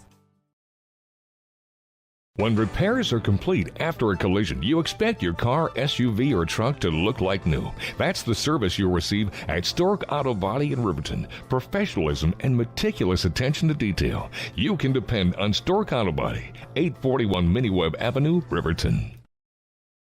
The choice is yours. Sutherland's Friends of the Family Plus Consumer Credit Card lets you choose from 5% off instantly at the register or special financing on qualifying purchases. That means no forms, no waiting, no rebates. You can choose 5% off instantly with your Sutherland's credit card. Got a big project? Choose special financing. The choice is yours with Sutherland's Friends of the Family Plus Consumer Credit Card. Subject to credit approval. Minimum monthly payment required. See store for details. Only at Sutherland's. Don't leave your future up in the air. Always wear a seatbelt and reduce your risk of death of serious injury in a crash by almost 50%. Buckle up, Wyoming. Stay at the newly renovated Hampton Inn & Suites Riverton, proud sponsor of all sports teams, home and away. Experience the perfect blend of comfort and convenience with Hampton's top-notch amenities, including a free hot breakfast, complimentary dinner and drinks Monday through Thursday evenings, a sweet shop for snacks and essentials, a pet-friendly environment and an indoor hot tub pool, and a fitness center to keep up with your workout routine. We've got everything you need for an exceptional stay. Reserve your stay now on our website, Hampton Inn & Suites Riverton, where comfort meets convenience. And we interrupt you with breaking news live from the Pepsi Wild Cherry aisle. Carol, can you hear us? Steve, I've never seen anything like this. The bold, refreshing, and bursting with cherry deliciousness of Pepsi Wild Cherry is, well, let's just say everyone is getting wild. Getting wild? That's right, Steve. There's dancing, binge-watching, and is that a slip and slide? They're really putting the wild in Pepsi Wild Cherry, and this on-the-scene reporter can't wait to pop, lock, and drop it. Pepsi Wild Cherry. Go ahead. Get wild.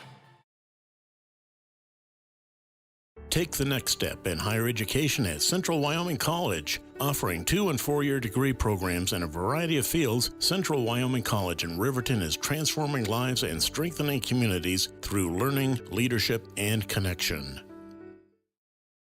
Living well isn't just about things. It's about the things that matter. Your family, your friends, and your health. For decades, Sage West Healthcare has been committed to improving the health and care of our communities. Today, we're investing more in our communities, in our people, in advanced medical technologies, and in specialized facilities, so access to better care is close to you and the things that matter most. Sage West Healthcare. Be well, live well. That's why we're here. We believe that everyone deserves a second chance, including us. Hi, I'm Brian Robacher, CEO of Atlantic City Federal Credit Union. And if we said no to you in the past, I'm asking you for a second chance too. In the midst of everything happening, we are committed now more than ever to second chances and when it comes to your finances. An auto loan for your new car, business loans, home loans, and more. Give Atlantic City Federal Credit Union a second chance to give you a second chance. We've been helping our community thrive since 1964, and now it's your turn. Visit AtlanticCity.coop to apply today. Atlantic City Federal Credit Union, federally insured by the NCUA. For a place, a people, an idea, for right and freedom, for liberty and justice for all.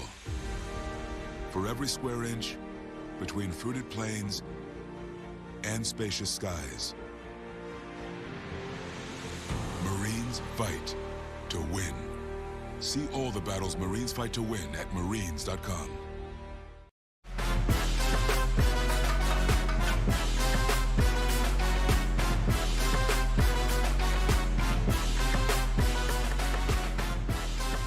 And welcome back to WYO Today's coverage of Riverton High School soccer.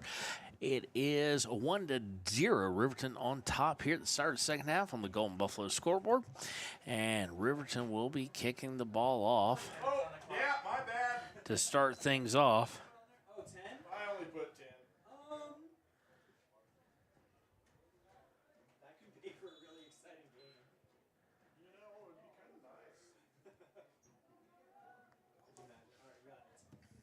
4 10-minute quarters. Make it happen. Go.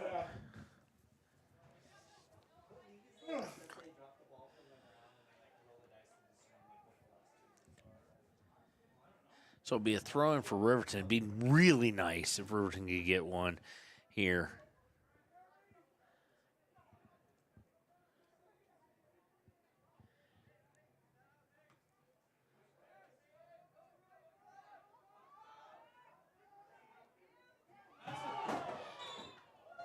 And we're going to get a long pass out, and it looks like flag up.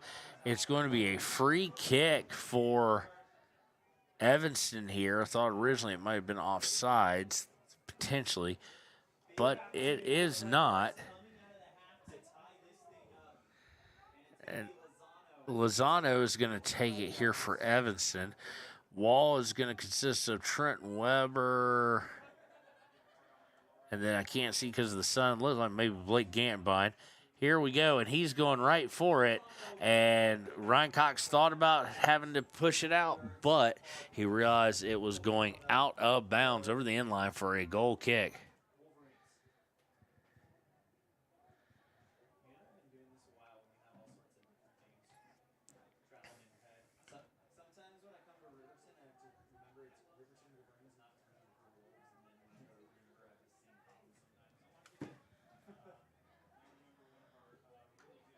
Saltzgaver with it now, looking to push things forward. He's got Gantbine on a long pass.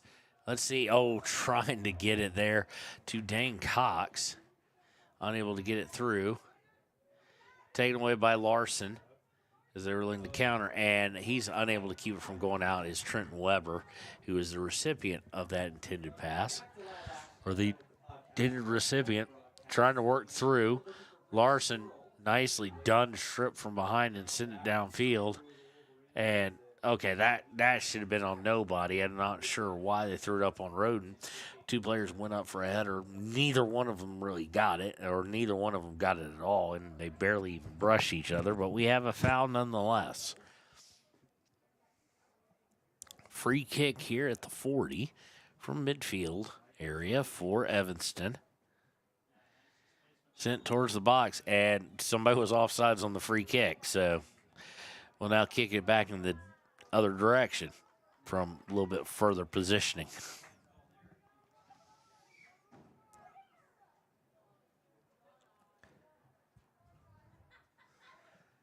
Kick sent downfield. Roden trying to turn on it.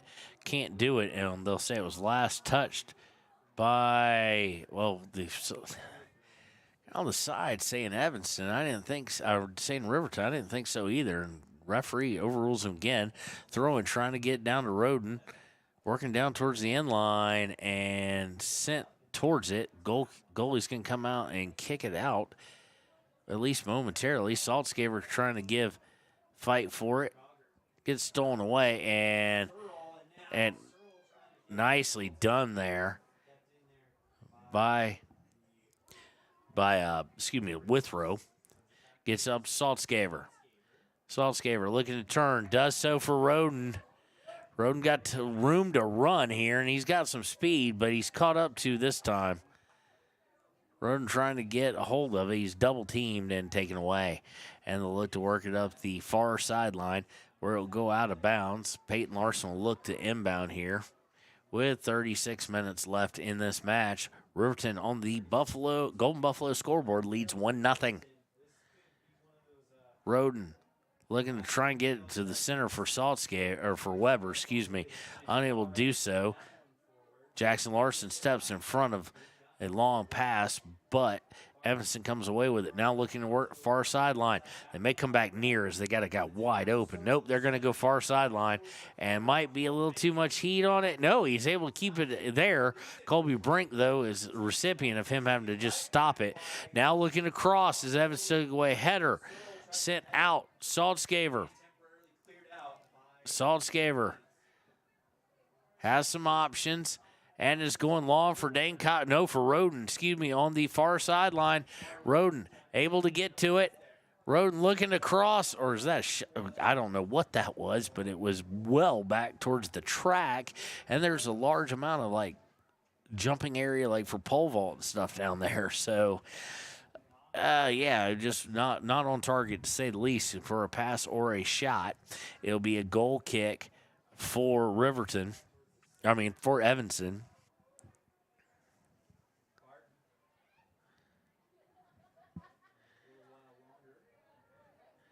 Saltzgaver now coming up, trying to steal the ball. They're able to keep it away from him, get it up towards midfield. 4 on about 6. They're trying to go far sideline, giving chase and sending it out of bounds is Withrow.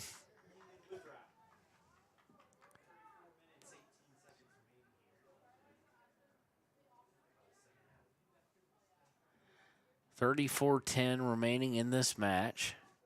Reminder, we'll have a quick click it or ticket postgame show where we will give out the Gatorade Good Sport and the Papa Murphy's Player of the Game. Throw inbounds. Headed basically looked like the guy took a bow and got it under Saltzgaver on the header. And now sent back towards Ryan Cox, and this is going to be easily played by the keeper himself.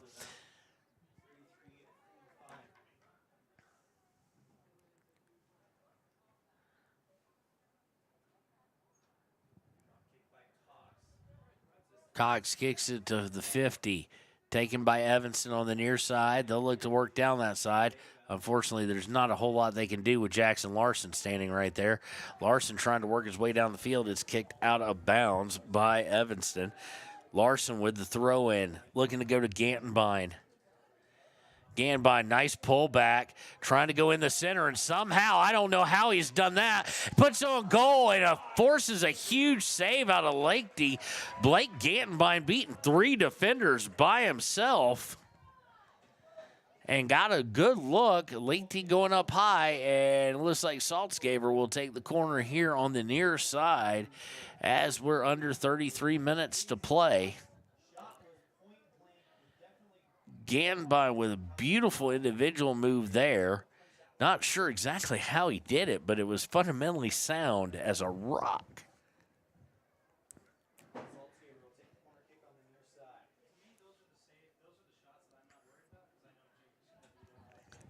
So Saltzgaver comes screaming across it. Way too much heat on it and way too much height as it will go all the way over, and nobody had a chance.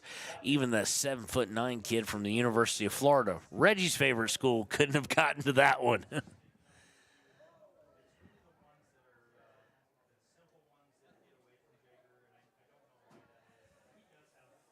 So it is going to set up a throw in as it goes out of bounds and up further down the field.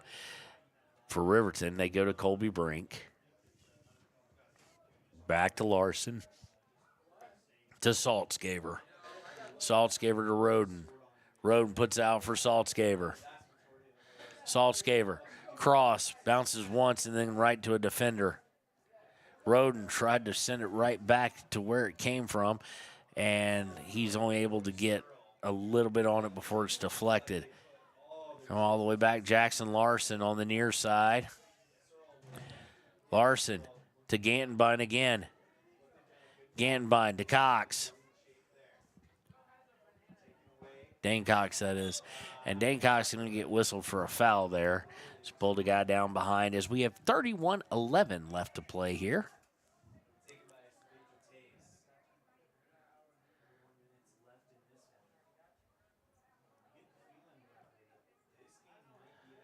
Long free kick taken and sent right back. It's to Hunter Saltzgaver.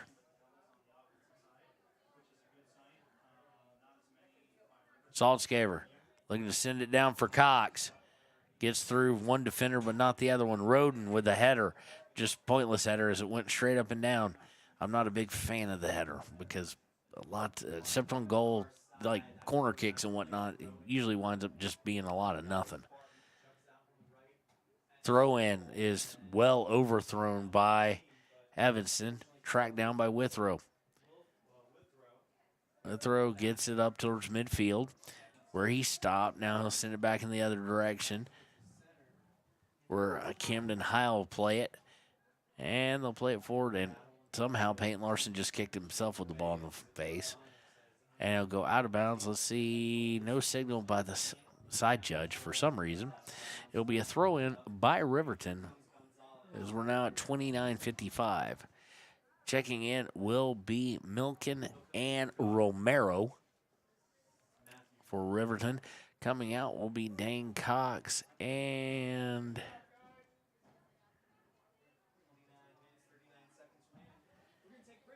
Gilby Roden.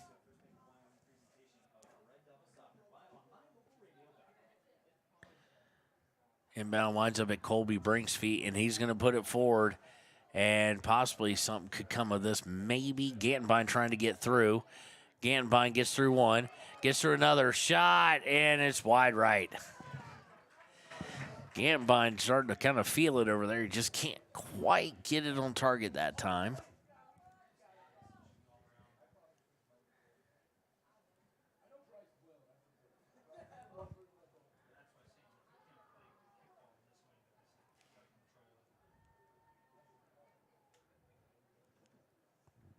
Goal kick, right to Saltzgaber. Saltzgaber, Milken turning around, try and follow it out, going off of Saltzgaber, can't get to it. Now they get it back into the box, and Evanston will clear it as it will go all the way out past midfield and out of bounds.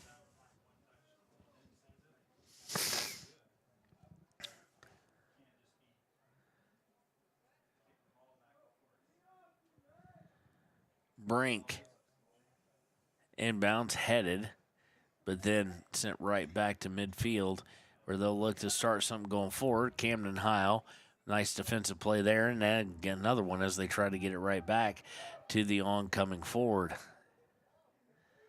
Milken, Larson to Brink, up to Saltzgaber. Saltzgaber looking for Milken, can't get him in with it, and it's going to be kicked out of bounds. It will be a throw for Riverton in the attacking third of the Red Devils. Throwing is to Brink. Brink trying to get through to Saltzgaber. Does. Saltzgaber has it stolen as they collapse on him, and it's sent back in the other direction. Withrow gets a hold of it, and now it goes to Jackson Larson. Larson to Weber. Weber looking to center it. Deflected. Weber gets a hold of it. He's chasing it down, and it goes over the end line for a goal kick. 27-13 left in this match.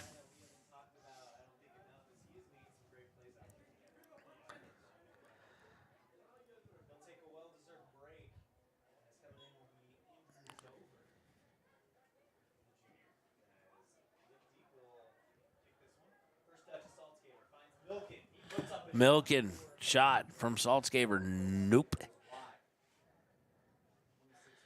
Milken been involved in some scores. Would love to get his, I do believe, his first of the season. Short corner, Milken up on top of it.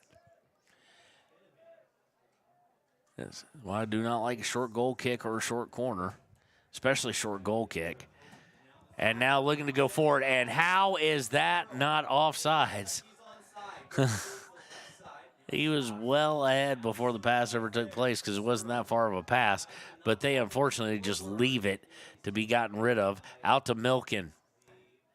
Milken to Saltzgaber with some room to maybe get creative. Instead, he wants the long shot. Sends it, our long pass, gets it Gantenbein. Gantenbein was trying to leave it behind for Weber, and it was taken away and sent out of bounds by Evanston. So it'll be a throw. This one will be taken by Jackson Larson. Gets into Heil.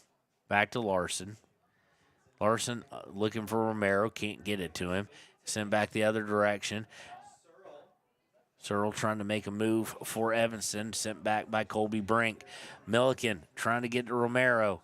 Romero able to get on it. Trying to set it up for Gantenbein. Gantenbein near side. Gantenbein back to Saltzgaber. Saltzgaber to Gantenbein. Nope, it's intercepted and sent out of bounds by Evanston. Throw in by Weber. Sent over and out of bounds as he's trying to get to Saltzgaber. Throw in is from Weber to Saltzgaber. And Saltzgaber just careens it ping pong or actually pinball style out of bounds over the end line, so it'll be a corner kick for him. Romero running over to it. I'd like to see Saltzgaber actually take this, and that's what Saltzgaber, I think, just told him. Saltzgaber takes some stuff off of it. Header is no good. Milken giving chase, able to get down on to it. Milken makes a move inside of the box. Beautifully done by Milken. Milken trying to turn and shoot himself. Probably should have been looking for the pass. And now Evanston will look to counter. They've got 4-on-4. Giving a run on it is Peyton Larson. Or Landon Withrow, excuse me. Landon Withrow trying to get back and buy time. And now everybody has gotten back for Riverton.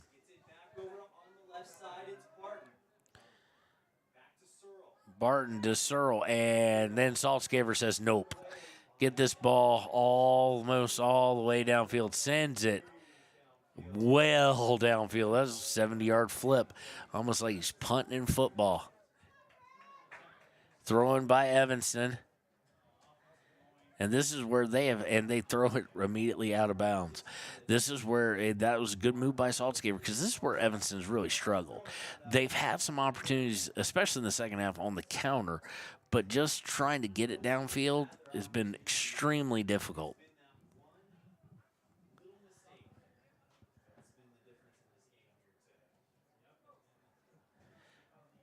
Throwing to Colby Brink. And they're going to say a handball. No, the referee's not going to give it to him. They're trying to say handball. And now here they come. Ryan's going to have to come out of his box. Ryan! Ryan just stopped at the line. A mistake. He heard me yelling out his name.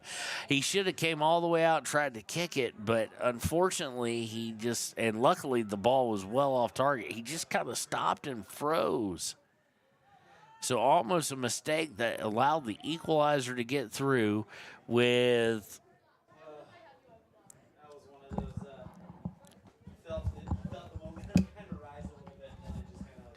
23:30.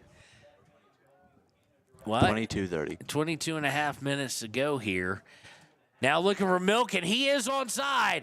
He's unable to quite control the long pass from Hunter Saltzgaber, but this is what happened the other day in their victory against Natrona. Was a long pass to Milken from Saltzgaber and Gambine with the putback.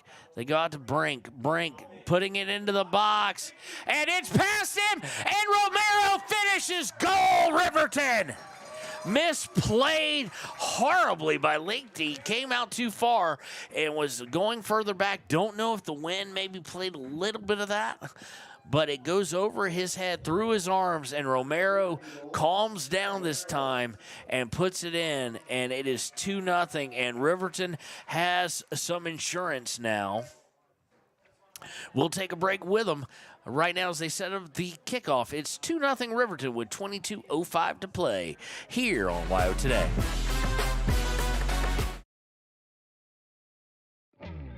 A proud sponsor of this broadcast is Bailey Enterprises. For over 50 years, Bailey has become the name you can trust. With Pit Stop Travel Centers, you can fuel up and stock up on trip snacks at locations all over Fremont County. You can also put your trust in Bailey Tire and Auto for service to keep handy for those times when your luck runs out on the road. Refresh at the Speedway Cafe with a dine-in meal or a round of carry-out with a variety of specials to keep you going. Go with Bailey.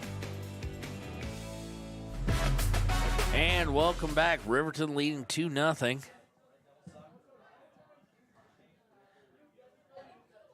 Goals by Peyton Larson and now by Romero have given Riverton the lead here. Good. Colby Brink just put it towards goal, and it just had so much height to it. And I don't know if the wind caught it or just a flat-out misplay. Goes through the hands of the goalkeeper. And Romero, that's his second shot that was kind of at an open goal to some extent. This one a little bit more so. Calm down. And here they go again. Off a free kick from 25 yards out. Hunter just not able to get enough of it there. So Riverton smelling some blood in the water. They can play a little bit freer too now. They come in at 1-3, or excuse me, 1-4.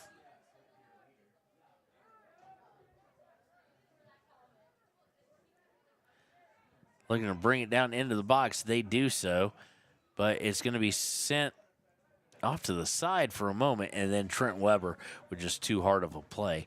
But at 1-4 through 5, no, excuse me, 1-3. 1-3 through, this is game number 5. Their only win coming this past weekend at Natrona on Friday night. Looking for a second here. And now they have something they haven't had all year, which is a multiple goal lead. They lead 2-0 over Evanston. And Evanston, according to the Evanston broadcaster, still searching, for that elusive first goal of the season.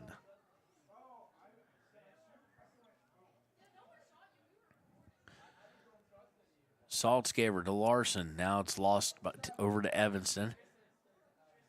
They'll look to come to, nope, they'll look to go back outside. Romero giving pressure, as is Milliken and as is Saltzgaber, as they look to bring it over the far side, now the near side, and look to go down. The cross attempted and blocked by Jackson Larson.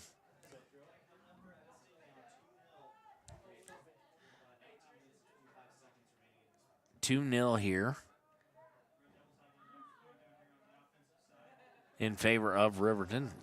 Peyton Larson and Romero. That being, let's give him a full name call out here. He did just score. Austin Romero, freshman forward, putting in the back of the net. So a sophomore and freshman have scored the 2 goals here today for Riverton. Colby Brink with an assist on one, and Hunter Saltzgaber with an assist on another. There, Romero trying to get through. If he could have found a way to get through, he'd been all by himself.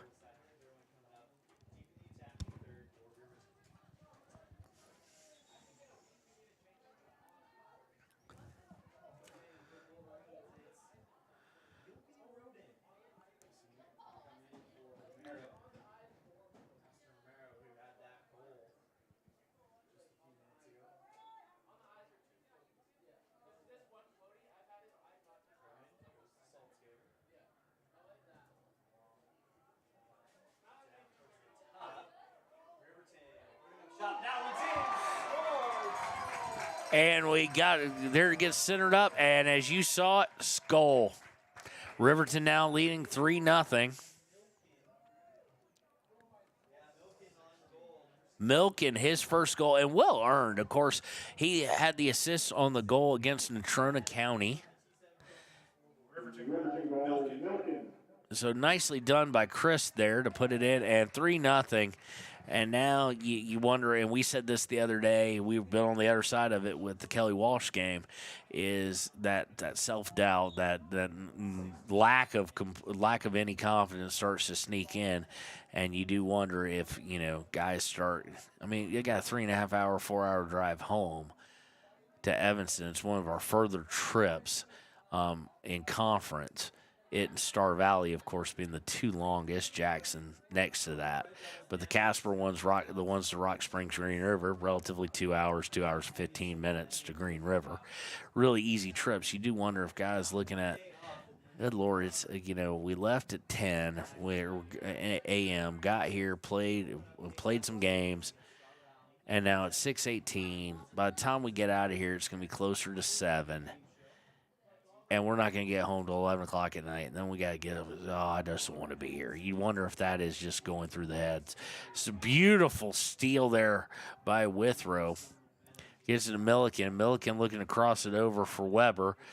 The spin on it gets kind of weird, but Weber is going to get a hold of it. Weber to Gantenbein. Gantenbein. They're looking to get it back to him. Nicely done by Gantenbein. Puts out for Weber. Weber looking to get towards the goal and gets taken down at the last second. Saltzgaber kind of threw his hands up like he wanted something, but there was nothing really there to call. As we have 16, I think, Connor. So how much time have we got left? How much time do we have left? I think it's 16. 16:35. Okay, thank you, Connor.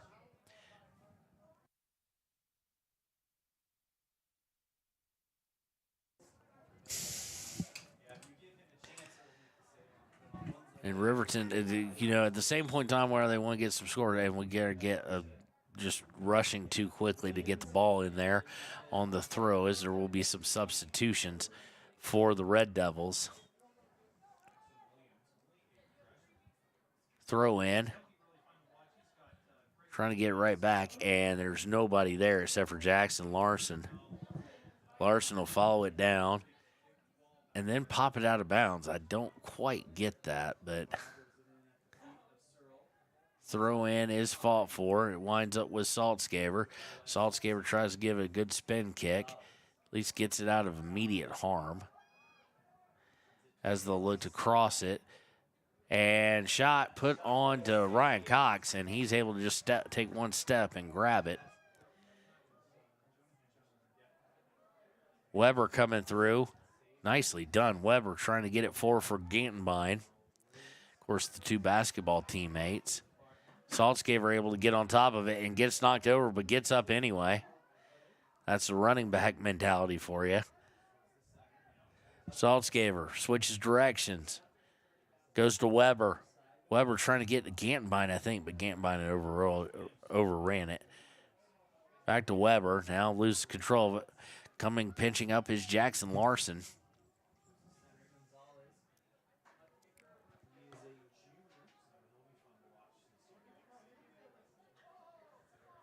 Fought for it. Will go out of bounds off of Milken. So it'll be a throw in for the Red Devils.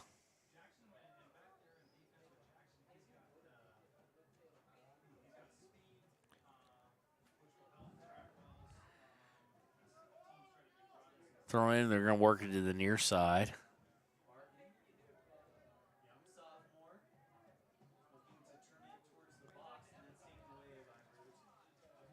Taken away. Riverton's Gantenbein able to keep it from going out of bounds. Now he's got some room to run, and nope, I guess he wasn't able to keep it from going out of bounds. Took him a while to whistle that. Evanston trying to work their way in for a shot here.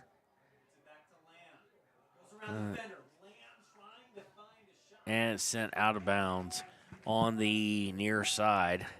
Throw in for Evanston, 13:50 to play.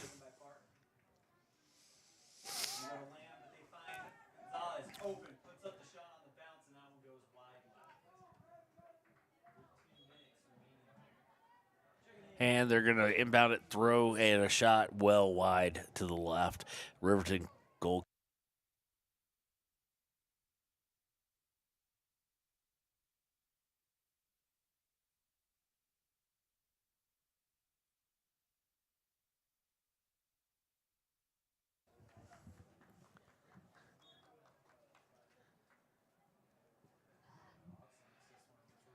Throw-in is by Riverton. Or I should say goal kick, and they get the turnover. Evanston working its way to the far side, trying to send it in, and Riverton trying to send it back off, and then a shot that's going to go wide to the left again. 12:50 to play. Riverton in firm command of their second win of the season. And it would be actually the first time this season that both the girls and the boys have won on the same day. They have won and lost in the first game, and then at Natrona, it was a tie and a win. So, also would set up Riverton with a chance to get the boys to get to 500 with a win against Jackson on Thursday here at home. Checking in for Riverton now will be Paxton Yates. He is a junior fullback and midfielder. He will be coming out for Chris Milken. Also coming back in will be Trenton Weber.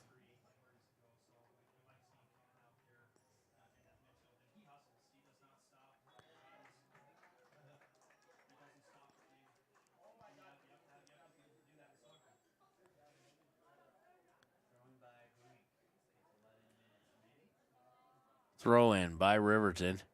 Loses control for a minute. Colby Brink will send it out of bounds, though, and it'll be a throw in for Evanston as we tick under 11.5 to play.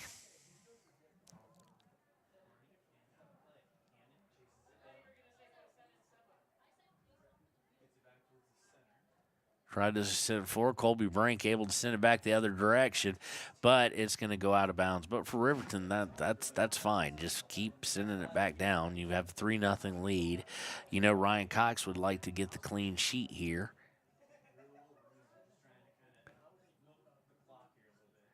Throw in.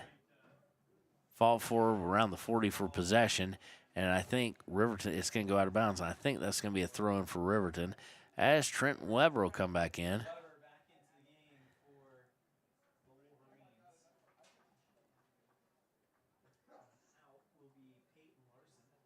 He will come in for Peyton Larson.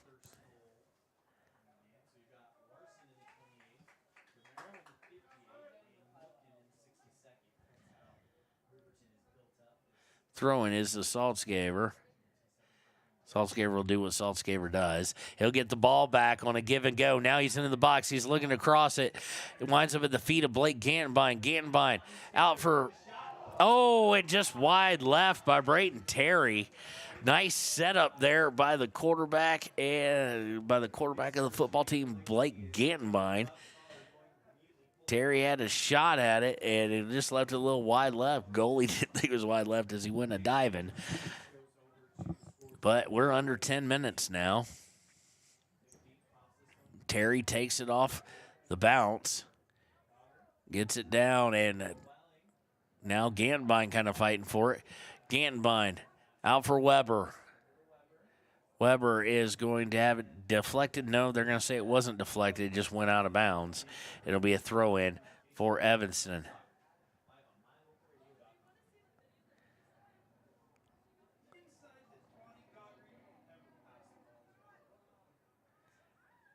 Evanston trying to work their way down the near side, and now they've got something working. That was a beautiful little play by Colby, just enough where you're not going to get a penalty shot called, but you are going to be able to kind of shove him off his line. Now, a little more experience on the player there, out of the forward. He would have fallen to the ground and made the referee make a call one way or the other, a flop or a foul. But by staying on his feet, he kind of let them get away with it. They're not just going to give it away. And notoriously before that, they'd actually whistled a foul against Evanston. So there was the free kick for that. And what in the world? You can't armpit it. So that's a handball. It'll be taken by Saltzgaber. Saltzgaber trying to put it out there for, that might be Romero. I can't really tell. One of the blonde-haired guys, but stolen back away by Hunter. Hunter trying to put it out for Roden, and Roden is offsides.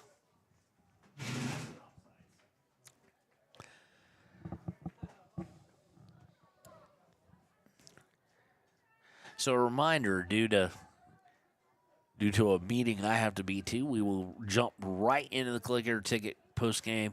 We'll probably play one commercial. Me and Connor will talk about who we think should be the Papa Murphy's player of the game, and then we will go from there. And then we'll be right back as we'll be getting ready to tear down here. Dane Cox coming in now for Trenton Weber with 7:45 to go. Trenton, no, not, is it Trenton? No, that's number 22, not Trenton Weber. Excuse me, that's Gilby Roden. And we may have seen the last of Gilby today. I mean, he's ran his tail off.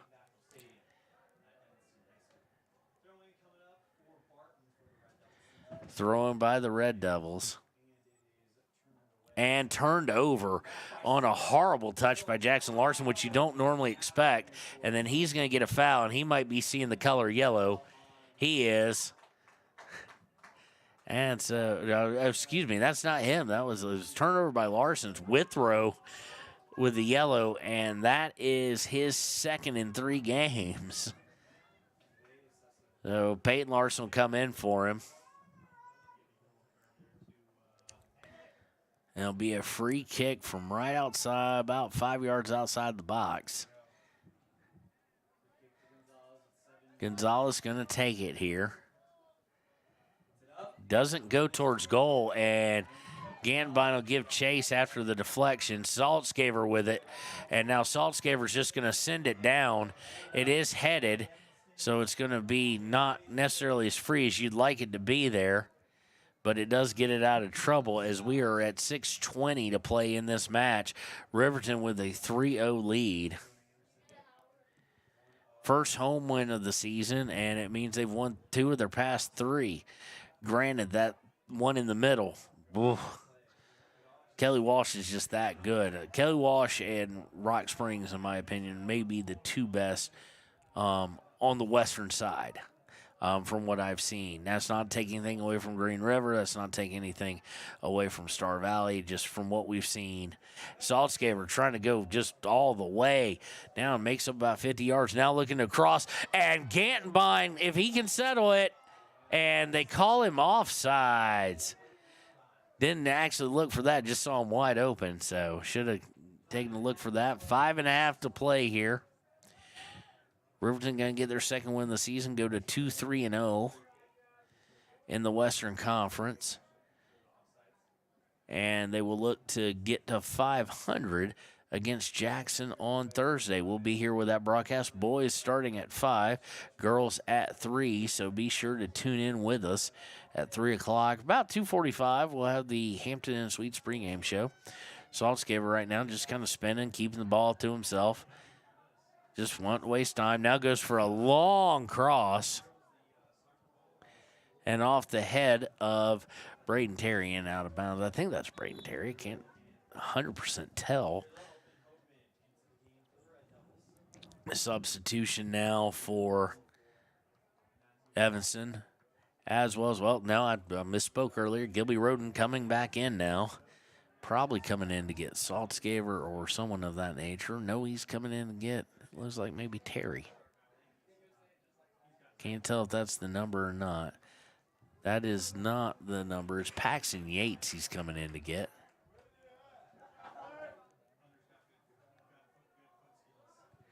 Long outlet pass, and they've got numbers trying to get back is Gilby Roden, and that's the speed he has.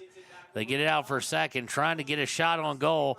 Not enough there, and he's going to have a shot here, and nice save by Cox. Not sure that it would have been on target, but it had been close. It was either going to be that or hit a goal post. And so Ryan sniffs it out, still wanting to keep that clean sheet. 3:50 to play.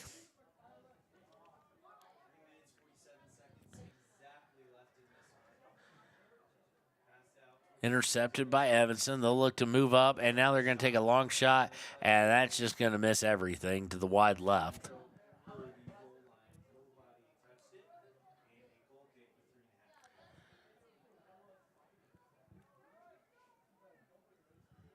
So it'll be a goal kick here. Of course, Ryan will take his time. I won't do me too much. The refs have been really hardcore on the yellows for that this year of wasting time. Gets up to Peyton Larson. Saltscaber back to Jackson Larson. And now it's going to roll into the goal box, collided with the foot of both Larson and Evanston. And he'll pick it up. 2:55 to play. Punt is going to go out to Dane Cox. Dane Cox kind of misplays a little too hard backwards, and it leads to a turnover. It'd be all right there if not for that. They just try and keep it. But Saltscaber comes in that's just felony theft. He just got pickpocketed, something horrible by Saltscaber. And then credit, kind of returning the favor, is Evanston. Cox with it now after the long pass goes awry. Gets it to Jackson Larson. And now they're looking to work back through. Colby Brink able to get it up forward, but taken right back. And now Colby Brink plays it off his foot. And it'll be a corner kick with 2 minutes exact left and ticking. Gonzalez with the corner. And it's down on the ground. It's loose. It's still in danger here. Still in danger. And now it's going to pop up, and Cox is going to grab it to eliminate said danger with 1:39 left. Going to throw it out, looking to get it to Gantenbein. Does so. Basketball and football teammates as well as soccer. Obviously soccer. They wouldn't be on the field if they weren't. And turnover by Saltzgaber, and he comes back and gets it right back. And Heil just says, let's get this thing downfield. Now Saltzgaber comes back for it, gets ran over, and he's laying on the ground. And this is where you're a little less fancy and just get rid of the ball because, Ryan wants that clean sheet. Peyton Larson kicks it back over his head, and this time Peyton's just going to, he was going to try, but the spin on that thing got nuts. Dane Cox fighting for it, gets it to Gantenbein, and they're going to call a foul against Dane Cox with 49 seconds left. Ryan Cox looking for the clean one. And we stop the clock with 44 seconds left for an injury on the field. We'll take that timeout with them. We'll be right back with the conclusion here on WYO Today. Detailing done different can protect your vehicle with S-Tech's Action Series, Carbon or Smart Series ceramic tint, plus premium ceramic coatings for maximum UV and heat protection. All backed by a lifetime warranty. Expect expert detailing to make any ride look brand new. Call 307-851-5158 today. Detailing done different. Riverton Blowdorn Lumber is proud to support youth sports. Experience the Blowdorn difference. Quality products, design, delivery, and expert service. Blowdorn Lumber, 1202 North Federal in Riverton. Blowdorn Lumber. And welcome back. They get the guy off the field lit like maybe just a contusion to his nose, maybe could be broken. He is definitely holding his nose, and they're pushing it with two thumbs, so that usually is an indicator they want to see something. Free kick taken by the goalie, and it's a long one, and Riverton's Jackson Larson going to do a good job of shielding it out and letting it go over the end line with 25 seconds left. So Cox should be able to unearth this and just tee it up and go for as far distance as he can get on it. I know that's not the furthest he can get. It might be the furthest with the wind. And they've got something running. And Ryan Cox comes off his line and saves it with 8 seconds left. And what a way to preserve your clean sheet and the shutout victory here with 2 seconds, 1 second. And that is your final. Riverton wins 3-0. When we return, it'll be time for a quick Click It or Ticket postgame show right after these messages on WYO Today. Your car or truck is an investment. When it needs repairs, you need someone you can trust to do the job right. Take it to Gunners Automotive. They repair all makes and models of cars and trucks, from oil changes to brakes, tires, and more. Gunners Automotive, 856-2288. The staff and board of the Fremont County Fair wish to thank everyone who attended the fair last year, and this year enjoy Blackhawk live in concert Friday, August 1st. Race you to the fair, the Fremont County Fair. Community Health. And welcome back to the Click It or Ticket postgame show. As I said, I've got a board meeting to make, so I do apologize about being quick. But your Gatorade Good Sport of the Game, I always like to give this for effort. And I've seen this kid, he always looks like he's just spent every dime of energy he's got. And that is Gilby Roden. Congratulations to Gilby Roden. And for our player of the game, our Papa Murphy's player of the game, we are proud to announce it will be number 6, Peyton Larson, the scorer of the first goal. And Riverton, of course, winning this game and match up 3-0 takes them to 2-3-0, and the girls, of course, now 2-2-1. So both teams able to really accomplish something. The boys able to get to 500 on Thursday, and the girls potentially able to get into the win column and get above 500. So we will be here. It will be the Jackson Bronx and the Riverton Wolverines on Thursday. 3 and 5 are your start times respectively. For Connor Shields, this has been Kevin Shields with WYO Today. We'll see you next time on our airwaves.